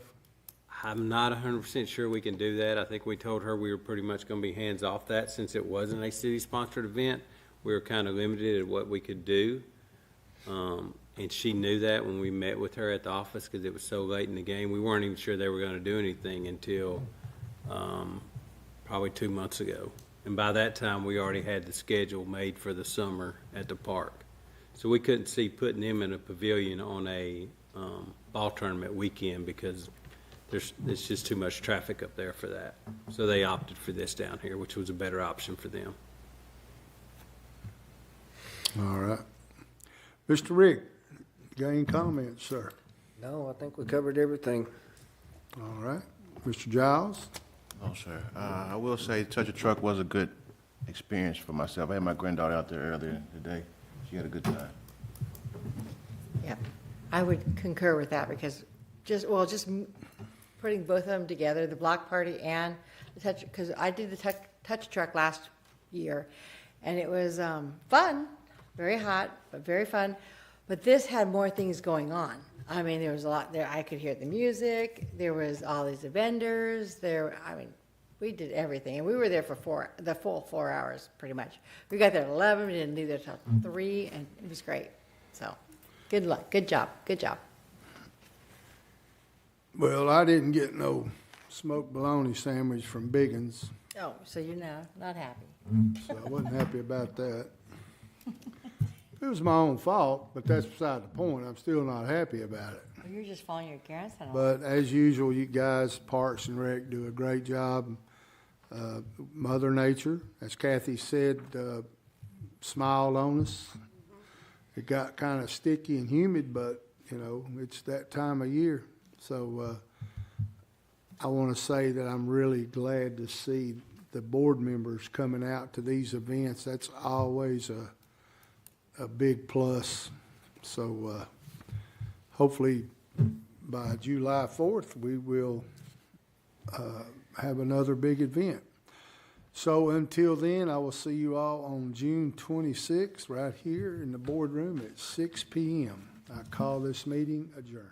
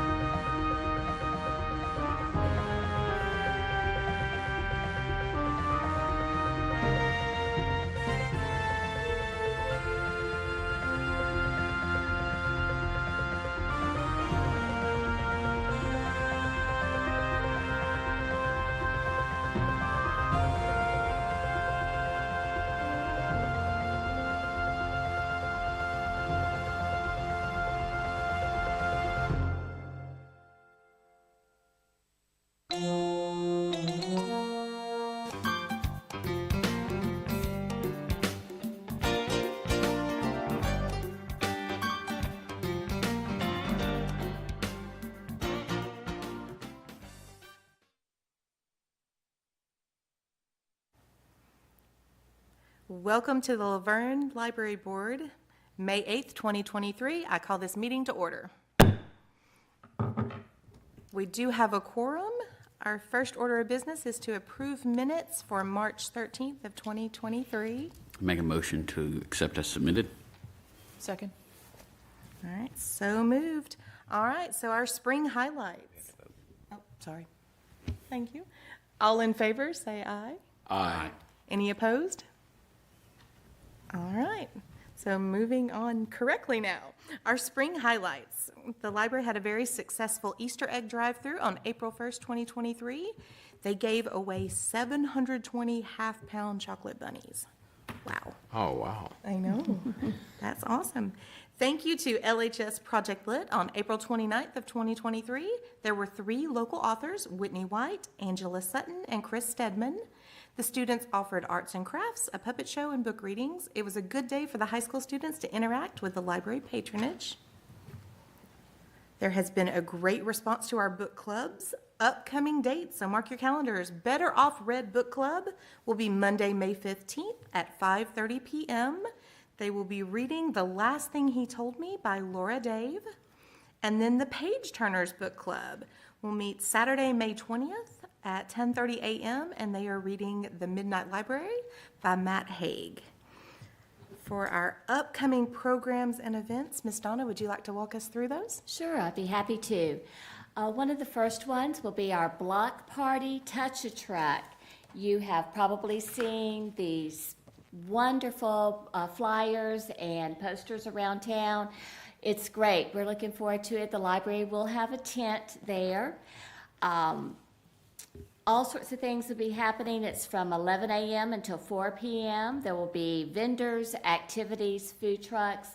The library will have some prize giveaways, some fun games, and we will also be giving away a flyer for our upcoming summer reading program.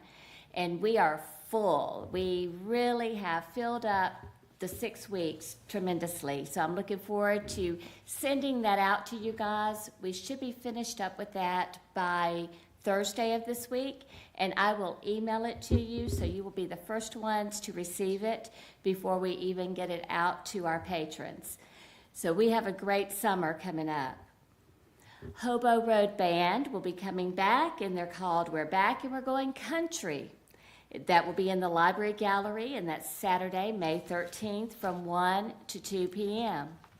This will be their 3rd time with us, and the last time that they were there, pretty much it had doubled in attendance. So we're excited about that people are enjoying the music in the library. Summer Reading 2023 kickoff is going to be happening on Saturday, June 3rd. Our theme this year is All Together Now. A great theme. We're going to be talking about kindness, holding each other up, being united, just all sorts of fun things that incorporate all those great characters that we can have. It will be from 10 a.m. to 1 p.m. for the kickoff. We're going to do pick up your summer reading bag, bounce house, inflatable slide, hot dogs and chips, face painting, and there'll be fun games for all. Of course, you can sign up and pick up your library reading bag throughout the whole 6 weeks, and that will be great. So if you don't get to make it on June 3rd, then you can come another day, and that will be just absolutely fun. That sounds like a lot of fun. All right, so our May, June, and July closures. For Memorial Day weekend, the library will be closed on Saturday, May 27th, and on Monday, May 29th. For Juneteenth, we will be closed on Monday, June 19th. And then for Independence Day, we'll be closed on Tuesday, July 4th. All right, next item on the agenda, bylaws of the library board. We're going to review bylaws for discussion and revision at the July 10th library board meeting. Would you like to speak to anything on that, Ms. Donna? I would like to speak to this for just a moment. The mayor asked me for the bylaws. I believe it was last meeting, and as I looked them up, And I believe this is the last time that the bylaws had been updated. If you will look at the very back of that packet, it was adopted in November 16, 1987. Wow. And it was amended March 17, 1988. So we are ready for a little bit of update to our bylaws. So I would love for you all to look over carefully, and I'm doing the same thing. So as the mayor, I'll be talking to Bruce, our city administrator. There are a lot of things that need to be revised, a lot of things that no longer pertain to our library. So if you get an opportunity, please read through them, make notes, and then pretty much on July 10th, that will be our discussion of how we need to go about with our bylaws. And Mayor, I'd like for you to put in any comments that you feel necessary. Well, this just goes along with all the other items we've been updating over the last 4 years.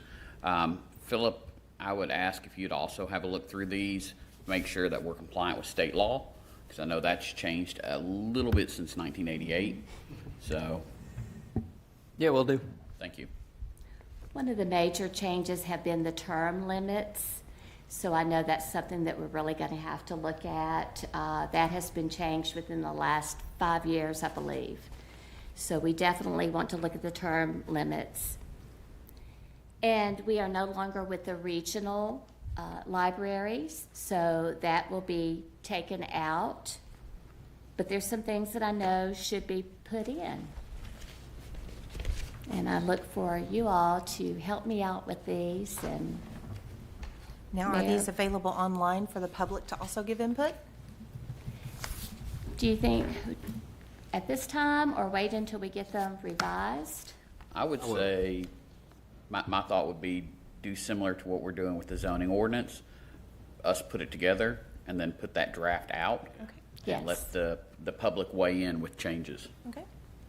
Sounds good. I was gonna say the same thing. Great minds. This will keep from getting calls to the library to ask, so excellent. But I think that's a great idea. Let's get our rough draft and get some of the language out that, of course, we know that we're no longer going to use, and go from there. All right, thank you. All right, our library board schedule for 2023. Next meeting will be July 10th, and then we have September 11th and November 13th.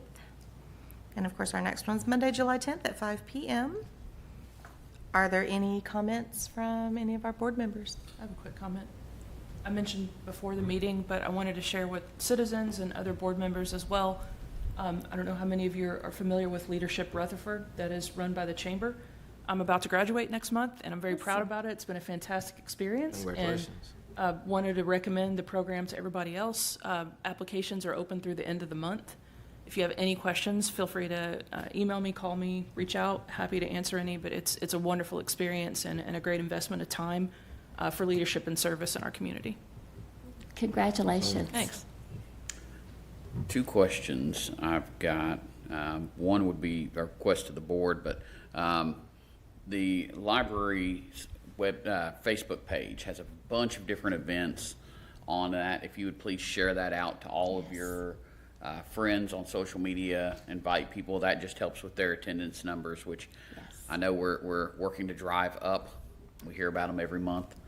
The other one, and we may have time, it just depends on how quickly we can go with this, but any thoughts on, for the summer reading, I take it you have some kind of graphic already for that? Yes. Seeing if Rutherford County schools would approve that. Yes. And if so, if we can get little flyers printed out and all the students wind up taking them home before the end of the school. Right. That just would drive your attendance for this. And we're on top of it. We are planning on getting the flyers out to the school on the 18th of this month. It will be turned in to the city, the county school's attorney. I have her name and email and everything. We've done this before, and we'll get it approved, and then we'll be counting out flyers. And then Danny and Sherry will be driving around to take all of those flyers on the 18th. So that always helps tremendously. We had not done that in the past 2 years because of COVID and a little bit of this going on, but this year we're ready to get back to get that word out. But yes, sir, that is a great, great idea, and we've got it on our radar. Are there any like signs, little yard signs or anything like that? The reason I ask, I don't have children, but I live in a neighborhood full of them, and I'd be happy to put something in my yard if there's anything. We have not thought of that before. Is that doable, Mayor? Yeah, it's corrugated board. It's the same as any political sign. I mean, you just need to have them created, and there's places, Okay. Staples does them, different places do them. It's all based on volume, but yes, it's doable to have those. It's just you only have so much space on all of those to put information. It's perfect. That's a great idea. I had a question about the flyers going into the schools. Are you only putting them in LaVergne schools? We do LaVergne schools, and then we also do Cedar Grove because so many of our LaVergne children go to Cedar Grove. But we do Rock Springs, Cedar Grove, Roy Waldron, and I know the primary is now with Roy Waldron. Yes. We do the middle school. We have not done the high school. That may be something that we can think about doing this year. Okay, because we live in LaVergne, obviously, but Uh-huh. my children go to a school in Smyrna because that's what we're zoned for. So that Okay. would be another one to add to the list. And which is the name? David Urey Elementary. David Urey. David Urey. Okay. Yes. We have a lot of LaVergne kids in David Urey. And I would say Rock Springs Middle Rocks. as well. Yes, yes, LaVergne Middle and Rock Springs Middle, and then Rock Springs Elementary. Any other And Cedar comments? Grove, like I said, usually we stop by there. Right. Didn't think about David Urey. Yeah, when they did that rezoning a couple of years ago, we've got Okay. a lot of LaVergne kids in David Urey now. So when I do send the letter and the flyer to have it approved, I'll make sure that I put David Urey on there. And if you we'll- need any help with that one, I'm the vice president of the PTO, so I can get Awesome. him in there for you. Okay, great. No problem. Thank you. Save him a stop on there. Okay, appreciate that. This is great. The more we can get the word out, the better. All right, any other comments or questions? I just want to say thank you, Ms. Donna, to you and your staff for all the You're amazing things that welcome. you do. It is just such a bright spot in our community with all the things that you do in the library, so thank you for that. You are And I want to welcome. remind everyone who is tuning in and listening to remember to read, read, read. The more that you read, the more that you know, the more that you grow, and all the great things happen. So if there's nothing else that someone would like to add, I am going to call this meeting adjourned.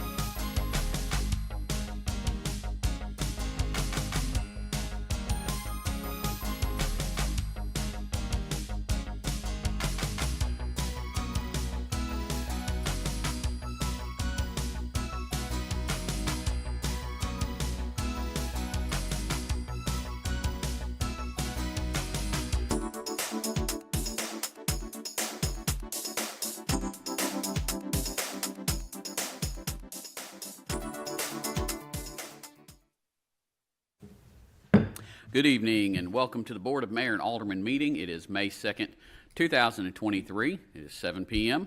Call this meeting to order. We do have a quorum. Tonight's prayer will be by Pastor Troy Powell, and the Pledge of Allegiance will be with Vice Mayor Steve Noe. If everyone would please rise for the prayer and the pledge.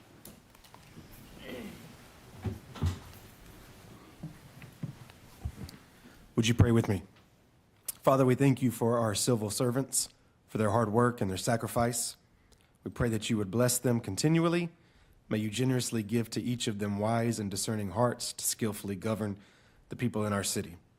Give our mayor, staff, city leaders, and city council wisdom so they may solve problems, distinguish between right and wrong, bring order and stability and prosperity to our community. In Jesus' name we pray. Everybody said, Amen. Amen. Allegiance to the flag of the United States of America and to the republic for which it stands, one nation, under God, indivisible, with liberty and justice for all.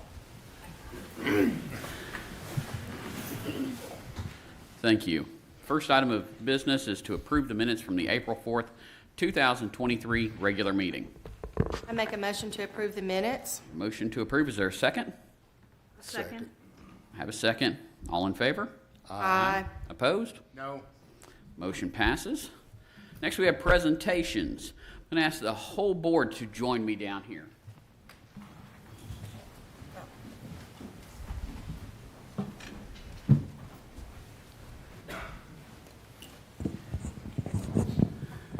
And can we get the Collazo family to come on up?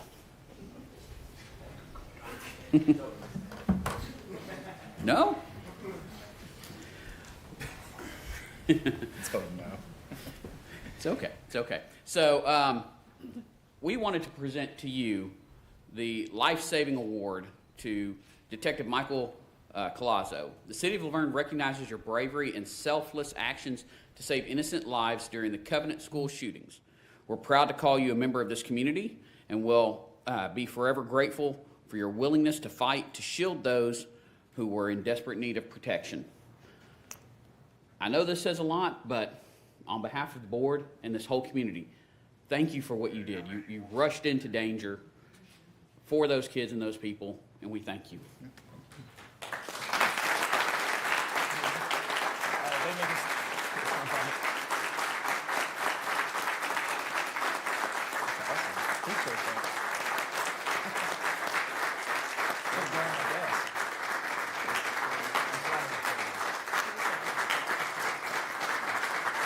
Would you like to say anything?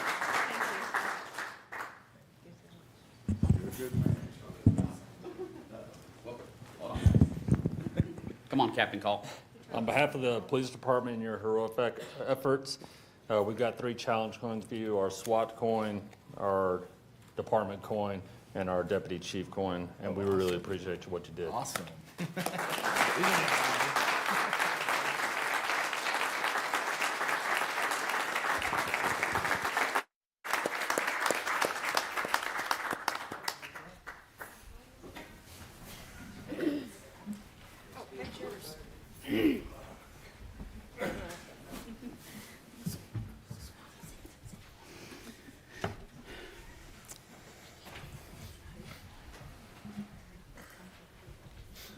That was exciting.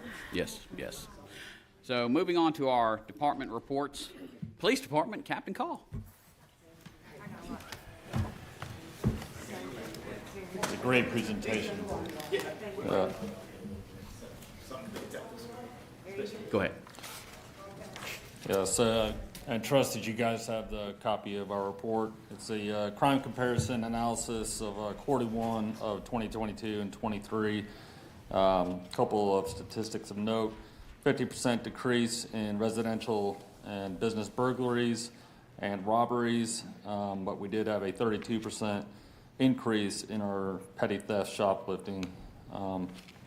We'd rather see the misdemeanors than felonies, that's for sure.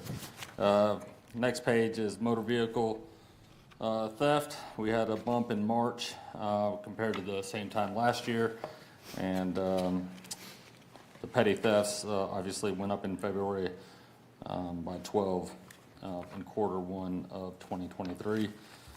In terms of the activity on the last sheet, a couple of statistics to note. There was a 29% decrease in traffic stops. However, there was a 25% increase in citations and warning citations, possibly due to the weather, a number of officers out there conducting traffic. I'd like to give you guys a briefing on the hiring process that we've got going on right now. We have 7 open positions currently. We have 2 conditional hires, and I believe they're coming in, 1 tomorrow and 1 Thursday to sign on. Currently in background, we have 2 certified officers in background. We have 2 uncertified officers in background. Tomorrow we have 6 interviews for new officers, 5 non-certified and 1 certified. You guys have any questions? Thank you, Captain. Moving on to the Fire Department, Chief Beasley.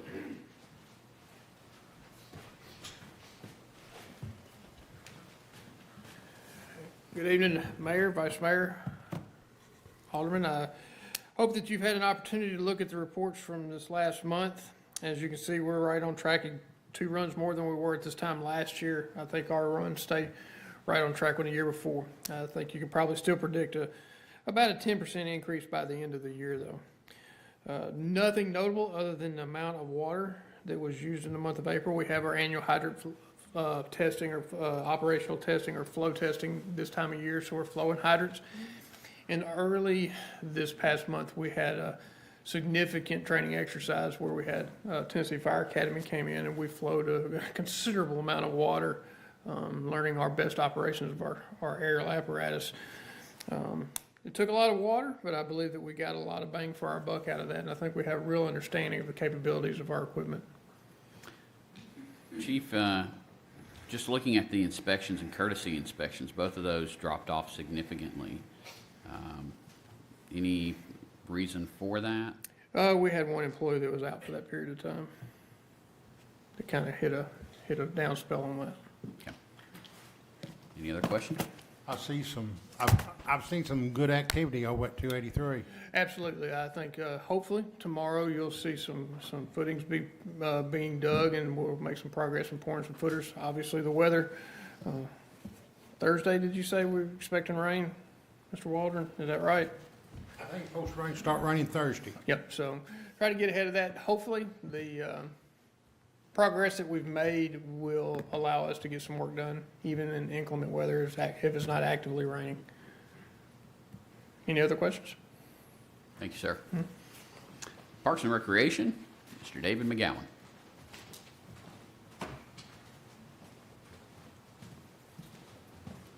Mayor, Vice Mayor, Board, thank you. You guys have the numbers for the parks for this past month. Help desk tickets, 65, 468 man hours devoted to those. Upcoming events, May 13th, block party, Touch a Truck from 11 a.m. to 4 p.m. at Veterans Park. Past events, April 15th was the opening day of the Ball League. This past Saturday was the Senior Center yard sale. You can see the past events for the Senior Center. We hosted the GNRC conference this year. A couple of upcoming events for them. Take note, May 12th, Senior Prom. May 17th is a trip to the General Jackson. And then upcoming meetings on May 15th, Senior Center Advisory, Parks and Greenway Advisory, and, Parks and Rec Advisory, and then the Greenway Advisory at 7. Touch a Truck.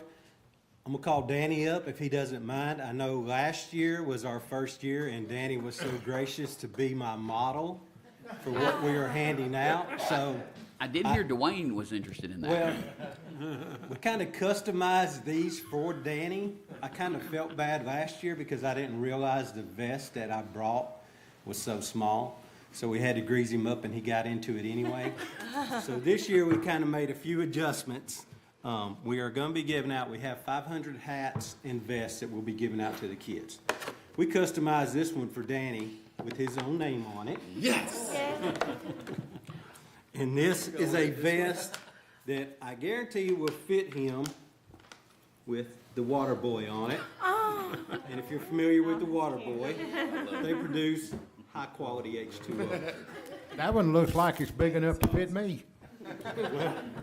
we're not gonna make that mistake again this year, so we decided we would customize him one and trick it out a little bit for him. I'm not sure that hat is quite OSHA compliant. Is that right, It's all Andrew? right, but this is, Exactly.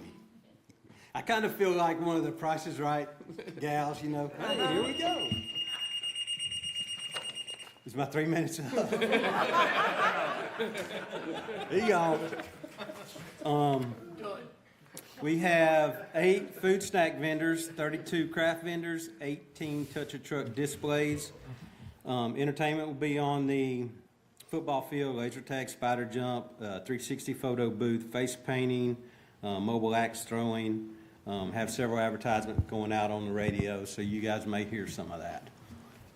Any questions? That axe throwing is on ice, is that right? Yes, no doubt. Okay. Bruce wants to be the first one doing it, so. We didn't get the beer permit, so we're going to be outlaw that day. Any questions? When is the farmer's market supposed to, first day it opened up? And I don't have that, so that's a stumper. I would say first week in June, possibly. Let me double check that. I knew it probably somewhere in June. Miss Carol's checking it. The first Tuesday in June would be June 6th. Yes, it is on Tuesday. would We moved be- it back during the week this year. Yeah, you're doing on Tuesdays, June Yes, ma'am. 6th, and I think the times are what, 3? 3 to 7, 3 to 6. 3 to 7. Yeah. 3 to 7. David, just for folks that are watching, and there's been some questions, but why did we move farmer's market back to Tuesday? Well, we originally moved it to Saturday because that was at our biggest vendor's request. Since then, we have lost that vendor, and now more of the vendors would prefer to do it during the week. There's so much stuff going on Saturday that we figured let's give it a shot back during the week and see what the turnout's going to be. You know, the first couple of Saturdays are good. After that, it drops off drastically. So by 10:30, 11 o'clock in the morning, it's dead over there. So we're just going to try it in the afternoon to see what we can come up with. I would think you'd get more vendors during the week than you would have been on Saturday, because it seemed like everybody has theirs on Saturday. Well, and that's kind of that's why it's hard to have a farmer's market if you don't offer fresh vegetables. So we were kind of catering that around our big vegetable vendor. Once they backed out, we're scrambling. You know, after 3 or 4 weeks of having it over here at the beginning of the summer, and your vegetable vendor pulls out, then you just basically turn that into a craft fair. So we're trying to avoid that. We're trying to provide a little bit of everything. So we're going to try moving it back during the week a little bit. And Kathy was just provided Monday with about 30 more vendors that could possibly come in, so she's working on reaching out to each one of them. Yep. Thank you, Danny. I appreciate your help. anytime. Thank you. I appreciate this. I'm wearing this all the time. Thank you, David and Waterboy. Miss Donna, with the library department, you're going to have to show that one up for once. I'm telling you, I don't think I can show that one. I love that vest. Good evening, Mayor, Alderman, Mayor, Vice Mayor, and Alderman. This is the report for April 2023. If you can see, our numbers are holding steady. Our attendance from 2022, they're up, which we're really excited about. The other numbers are just kind of holding steady there, but we're working on it. Let's go over to the What's Up at the Library. On May 8th at 5 p.m., this coming Monday, will be our library board meeting here at City Hall. Also on May 8th, we have our Strings and Things adult craft. And this month, it's the Shrinky Dink earrings. Have you ever used Shrinky Dink before, where you take and you color and you bake it in the oven and it goes really, really small? That's what they're going to do at the Strings and Things adult craft. May 8th through the 11th will be the last week of regular story times until after summer reading, and then story times will resume the week of August 21st and 24th. May 13th, we have the live music back at the library at 1 p.m. It's Hobo Road will be there, and they're going country this time. May 15th at 5:30, we have our Better Off Read book club. The book this month is The Last Thing He Told Me. May 20th at 10:30, we have our Page Turners Book Club. The book they'll be using is The Midnight Library. We have copies of both of those books in the library, ready for checkout. We also have them on our Libby e-app. On May 20th at 10 a.m., we're having our crafty canvas painting for adults, and May 30th is our mixed media adult craft, and it's the large mixed media tags. I've kind of showcased the adult crafts this month. They have a lot going on, and our adults really enjoy coming in and just socializing and having a good time. Miss Mary does a great job with the ones at Strings and Things, and of course Carol takes care of the painting and the mixed media. Now the library will be closed on Saturday, May 27th and Monday, May 29th in observance of Memorial Day. Now here's the great part we're all excited about, our summer reading. All together now. Summer reading kickoff is going to be on June 3rd, and I've looked up the weather forecast. The weather forecast is sunny with a chance of books on that day. So we're really excited about that. We would like for the families to come in to pick up your summer reading bag. We're going to play Plinko for a prize, make a craft. We're going to have bounce house, face painting. We're going to have hot dogs and chips, decorate a cookie, spray paint art, sidewalk chalking, and of course get to check out fabulous books for the summer. We have programs for all ages from birth all the way to 99 plus. So we would love for everyone to come out, especially on June 3rd, and help us kick it off for the summer. Do you have any questions? Miss Donna, I've had a couple people ask me as far as your book clubs. Yes. Are they targeted towards any specific age range? Say that, the last part again. Are they targeted to any specific age range? Yes, at this point it is 18 and above. If a parent feels like a YA, a young adult, if the book is suitable, then absolutely we would love for them to come in. But what we have seen is our adults, 18 and up, are enjoying it. Okay. Any other questions? I don't have no question, but Donna, you do a great job over there, and it shows. Thank you. Everybody is tickled about a first-class library, and I thank you for all your service. Well, you're very welcome, and it takes a creative staff, and we have surround yourself with good people, and you'll do good things. Thank you, Miss Donna. Thank you. Moving on to the Finance Department, Ms. Tanya Williams.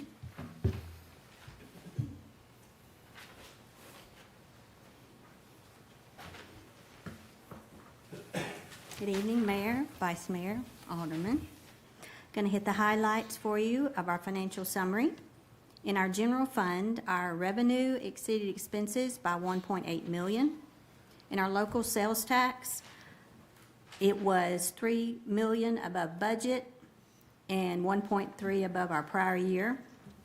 In our state street aid, our revenue exceeded expenses by $281,000. In our stormwater fund, our expenses exceeded revenue by $97,000. In our water and sewer fund, our revenue exceeded expenses by $8.1. The next page is just our bank balances. In our third page is our comparison to our prior year.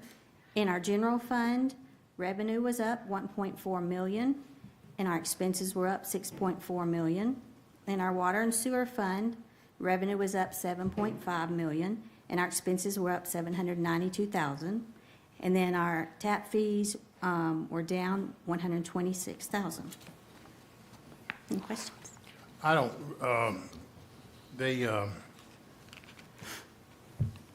I once thought about maybe when we were doing the budget, maybe put on the agenda about the upcoming lawsuits, but my record of putting things on the agenda just hadn't been good, so I just kind of let it kind of slide on, but that was one of the things I liked to put in the budget, but I just didn't do it. Thank you, ma'am. Then moving on, water treatment plant, Mr. Danny Campbell. Don't forget your helmet. Yes, sir. Safety first.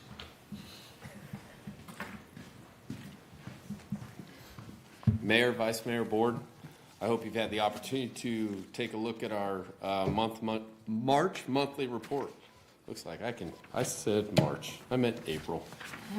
Wrong month. Any questions, other than this wonderful outfit of mine?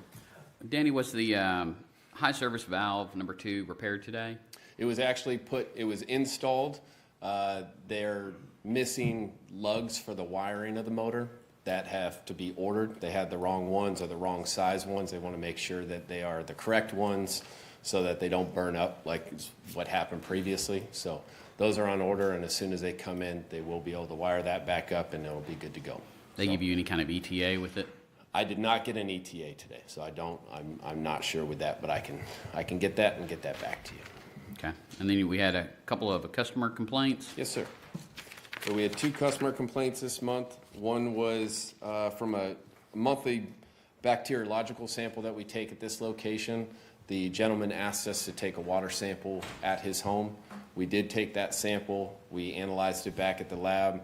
All the results from those samples came back within range, and we did produce that report to the customer. Advised him that if he had any questions on those results, he could contact us at the water treatment plant. We did not get a call back, so I'm assuming he was happy with what we gave him. And the other is a high pressure complaint. So we advise the customer to contact a plumber to adjust or replace their pressure reducing valve. And then this question I'm going to ask you, but I'm also going to ask Michael Dietz if you can come up for it. Either one of y'all, can y'all speak in regards to the sanitary survey that was done and the results for the board and the public? Sanitary. Do you know anything about sanitary? What's a sanitary survey? No idea. Next question. No. Go ahead. I believe the Infomark and the city worked really well together over the last few years, especially to gain a score of 99% on our sanitary survey. It's out of 599 points, and we scored a 593 out of 599. So That's awesome.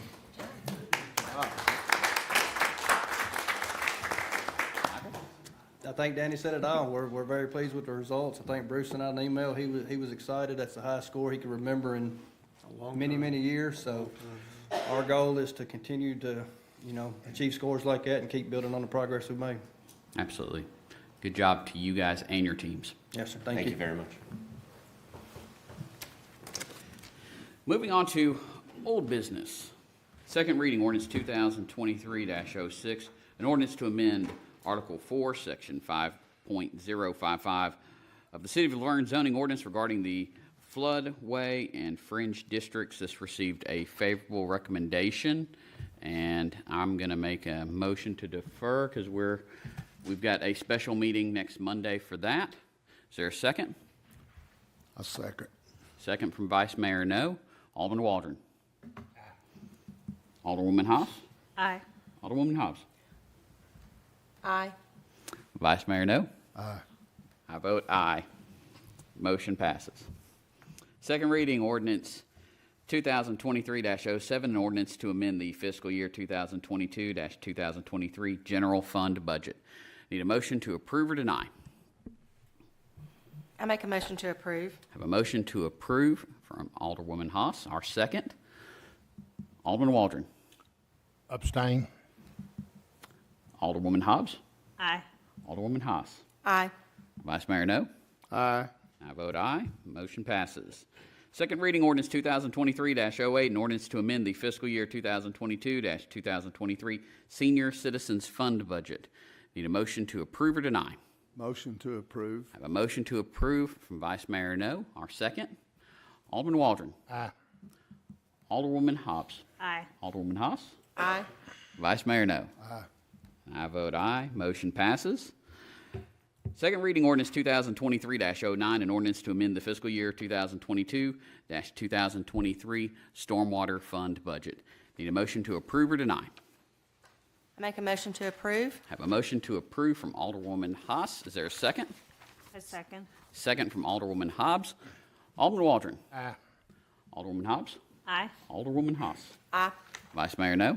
Aye. I vote aye. Motion passes. Next, we have the consent agenda. Need a motion to approve or deny. Motion to approve. Have a motion to approve from Vice Mayor No, our second. All in favor? Aye. Opposed? Motion passes. Moving on to new business, first reading ordinance 2023-10, an ordinance to amend the City of LaVergne zoning ordinance by changing the official zoning map for tax map 14 parcels 23.2 consisting of approximately 5 acres located at 252 Hollandale Road from a R1 low density zoning district to an R2 medium density zoning district. This received an unfavorable recommendation from the Planning Commission on March 28th, 2023. Make a motion to defer. Is there a second? A second. Second from Alderwoman Haas. Second for discussion. Yes, sir. Sorry. So you want to defer this? Yes.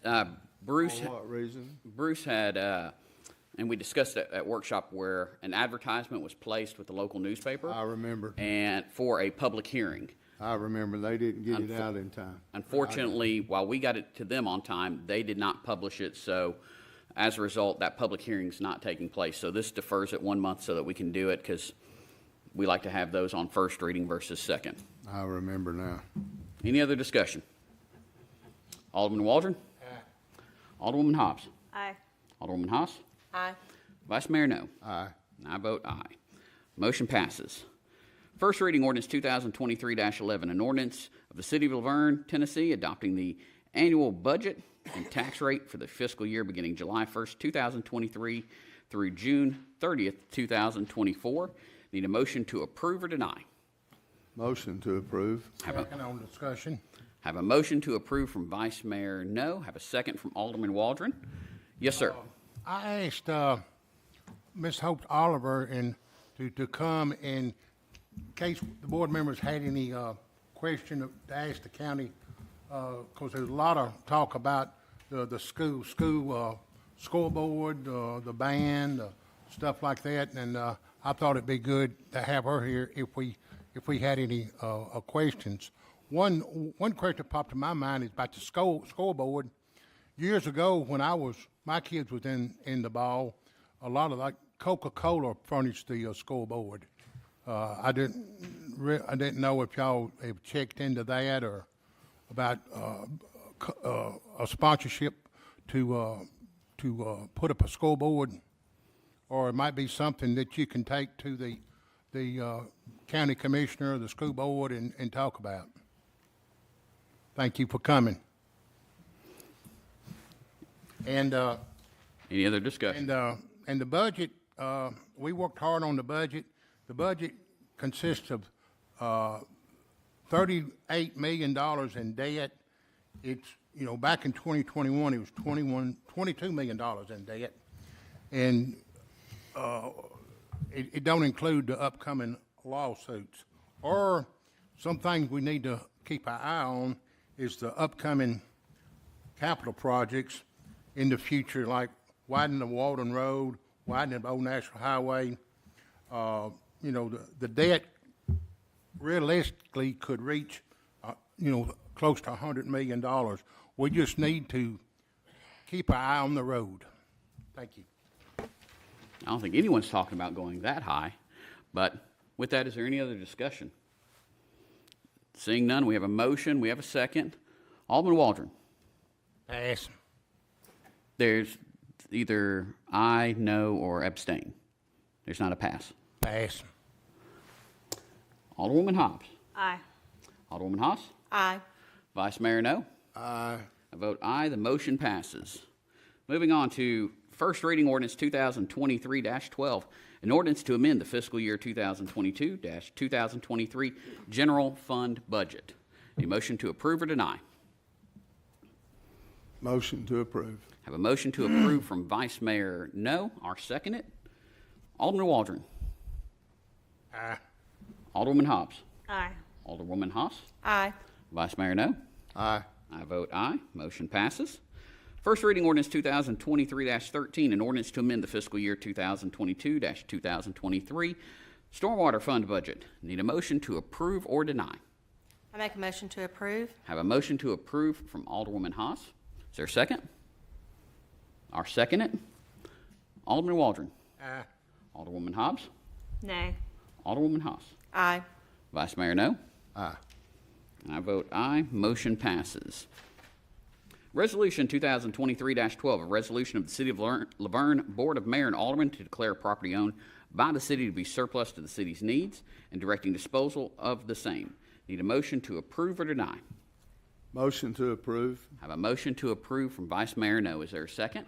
Second. Second from Alderwoman Haas. Alderman Waldron. Aye. Alderwoman Hobbs. Aye. Alderwoman Haas. Aye. Vice Mayor No. Aye. I vote aye. Resolution passes.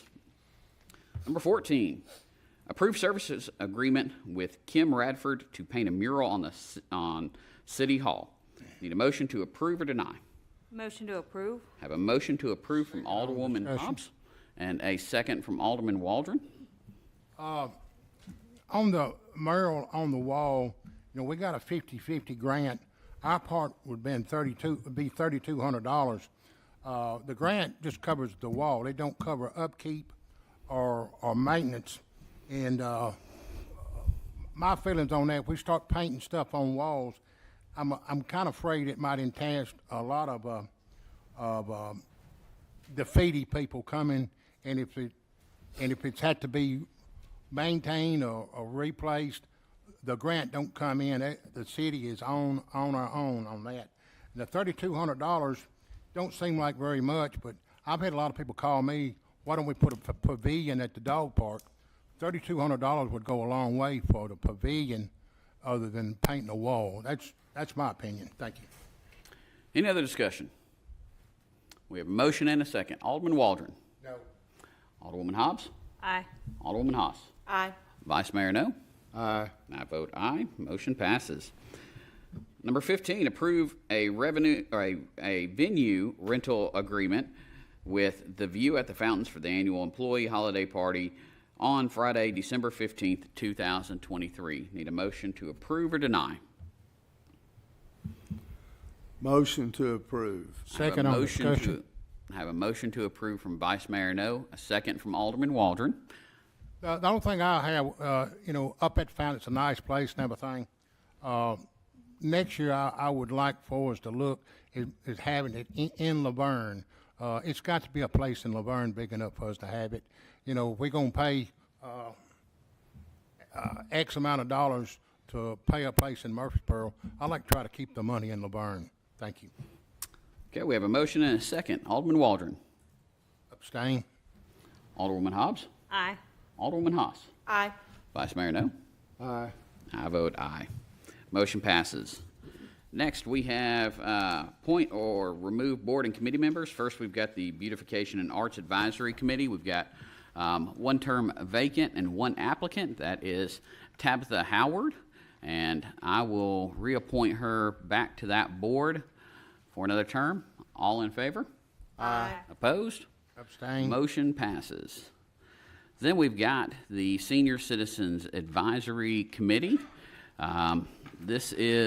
We've got two terms vacant, and we've got both of them wishing to remain, as well as two more people who have applied. So I will reappoint Roger French and Anthony Honeycutt to this board. All in favor? Aye. Discussion. Well, we've kind of gotten past that part to the voting. Well, you just jump right over it. I'm sorry, sir. Opposed? No, not opposed. I just wanted to let people know to please keep applying. Okay, so motion passes. Now we're moving on to the mayor and alderman comments. Alderman Waldron. I'd like to spend the time to bring Bo up and let him explain this rezoning signs out. I know it's probably in the packet, but I get a lot of people want to know about the rezoning signs. And everybody says, Bo's the man. I cannot confirm or deny that last part, but So the signs that have been put up all around town are for the project that the city's undertaken for the last couple of years, it's basically an overhaul of the entire zoning ordinance. And so there's several purposes for that. One of the purposes is there's just a lot of older language from decades past. Like for instance, in the C2 zone, they talk about watch repair and places for TV repair, and nobody does that stuff anymore. So it's just, it really need to be modernized and brought up to 2023, language and uses. The other part is there's some expanded architectural overlays, like Old Nashville Highway will be added to that. It's never been included in architectural overlay. So that'll help with the aesthetics of that road. There's a community meeting start Monday, May 22nd, and that'll be at the library. In those meetings, it's all 5 days, but there's like a 2-hour session in the AM, and then I think 1:30 to 3:30 is the PM session at the library. So there'll be city staff there. I'll be there that week. And then there's night meetings are, I believe, Tuesday the 23rd and Thursday the 25th from 6 p.m. to 8 p.m. And that's all at the library. And then, of course, later in the summer, it'll come back to the Board of Mayor and Alderman for the voting.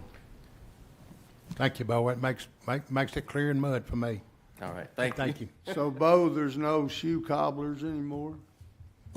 I hadn't seen any in a long time. Shoe cobblers. That's good. And again, I want to thank Hope Oliver for coming. I know you got a busy schedule, and I thought it would be a good idea for you to be here, because there's a lot of questions come up about the schools, the scoreboard, and if any of the other members want to ask you a question, but I appreciate. And a member of the school board was here earlier, and she was going to stay, but I said, well. So she left, but yeah, she was here. I appreciate her coming.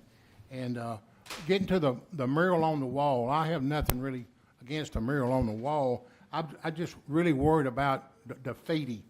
I know about 10 or 12 years ago, graffiti was I could see graffiti a lot around LaVergne, but here in the last 5 or 6 years, I hadn't seen a whole lot of it. I just hope this don't entice it. And the budget, it's a big budget, but I just want to be able to make aware of everybody to keep an eye on the road, because Nashville Davidson County debt is more than the whole state of Tennessee. So they let the budget deficit get out of control. We just need to keep an eye on the ball. And again, check your elderly, make sure they're all right. We got a lot of elderly people in LaVergne, and make sure your pets has got ample shade and water. And thank you. Thank you, sir. Alderwoman Hobbs. Yeah, I just wanted to encourage our citizens to attend the community meetings for the new citywide zoning ordinances. I have the dates here. It's May 22nd through the 26th from 9 a.m. to 11 a.m. and from 1:30 to 3:30 p.m. May 23rd and May 25th from 6 p.m. to 8 p.m. at the LaVergne Library. There are rezoning of individual properties being proposed through this. So, like I said, I do encourage all of our citizens to attend and be involved in this process. Again, I wanted to address, 2 weeks ago, I had the privilege of meeting with Detective Daniel Hall of the Ralph Anderson and Associates to discuss the characteristics and qualifications of potential candidates for the police chief position. In addition to that, we discussed the challenges the position would hold and some of the hurdles involved of retaining a successful and competitive candidate. Much to my surprise, one of the hurdles Detective Hahn expressed was concern for the inconsistencies in the chain of command, meaning the police chief would report to the city administrator, though the mayor would have the ultimate authority to hire and fire the individual. He expressed concern that the mayor's hire-fire authority would discourage qualified and experienced individuals from applying to the position, out of concerns of being terminated should the newly appointed chief and the mayor disagree on a particular matter. He also revealed to me that in his many years of service and working with many local governments, the mayor having the higher fire authority is an anomaly here. And in his words, I'm able to count on one hand the number of times I've dealt with this particular arrangement. It was his suggestion that should the mayor refuse to relinquish the higher fire to the city administrator, the city should strongly consider offering a severance package to the candidate, which ultimately, in turn, would be additional cost to our taxpayers. The mayor's higher fire authority is not just about our police chief, but all of our city employees who are out there every day assuring operations and the safety of our city. I'd love for them to be able to do their jobs with confidence without fear of political ramifications, and to see our city administrator with the authority to be able to award positions based on performance, qualifications, and character. In the cases of termination, should it be needed, there are protocols, procedures, orders, and consistency intact, and decisions would be made logistically for the betterment of our city versus a political chess match every 4 years. As a newly elected official, it's one thing to see these things as a private citizen and feel the structural organization of this method of government doesn't make sense. But to have an outside professional such as Detective Hahn come to our city and make these same observations and voice these same concerns was extremely validating that this concern is legitimate, warrants further conversation from the board, and more importantly, change. Again, for the record, I've requested the mayor higher fire authority be added to the agenda for tonight's meeting for discussion, and the mayor has removed it. Thank you. Thank you. Alderwoman Haas. I may steal some of Vice Mayor No's thunder, but, sorry. I want to thank everyone who donated to the Senior Center yard sale. Did I steal your thunder? No. Oh, I didn't? Oh, okay. Those who donated and everyone who came out and purchased treasures, we appreciate it, and the food was awesome as always with Melissa's famous banana pudding. So thank you all for supporting, and we look forward to seeing everyone in the future. Thank you.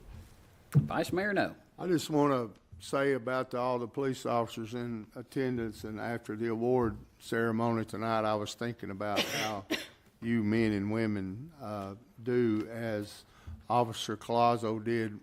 When I hear a gunshot, I go under my bed.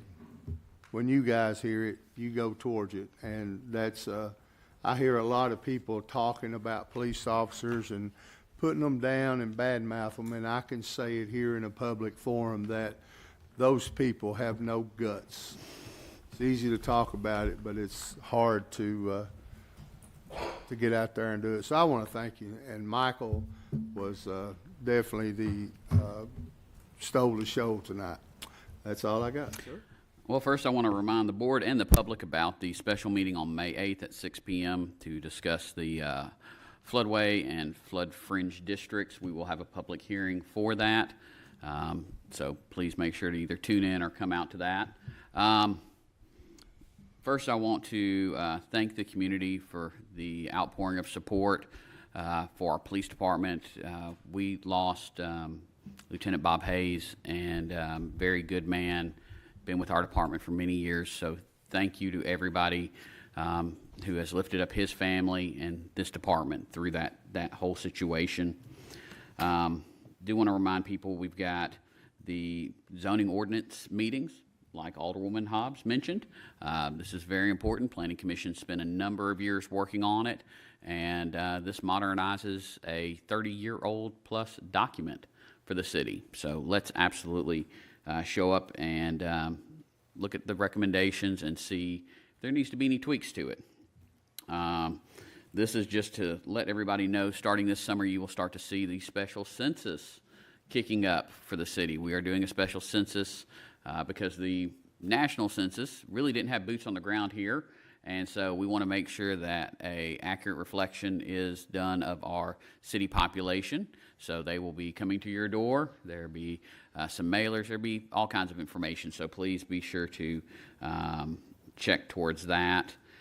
We've got the block party on the 13th, as David McGowan mentioned. It's going to have vendors, activities, food trucks, all types of vehicles will be on display. David, do we have a helicopter coming in this year? We do have a helicopter coming in, so Steve, you may need to duck down a little bit. That way it doesn't take a little off the top. But we will have a wonderful time with that on the 13th. It's 11 to 4 p.m. at Veterans Memorial Park. Last I want to say is in our society nowadays, you see at the movie theaters and on TV, movies, television shows that are about superheroes that wear capes, fly around, fight bad guys.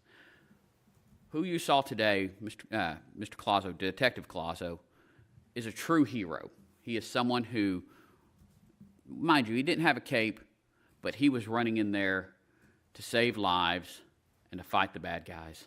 So that's what we need to remember as heroes, is that man there. With that, I call this meeting adjourned.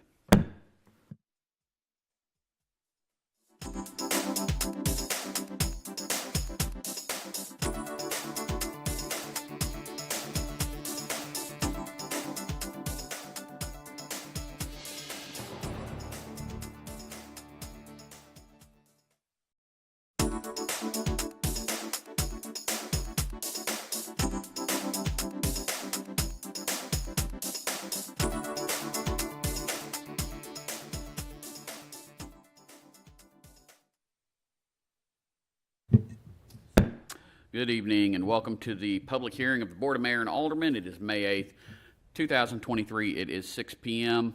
Call this public hearing to order.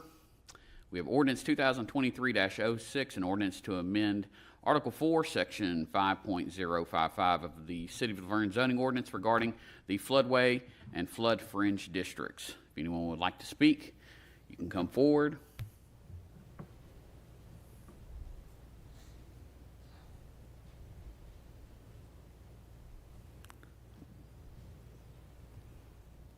Seeing no one, we will go ahead and close out the public hearing, and we will go straight into the Board of Mayor and Aldermen special meeting.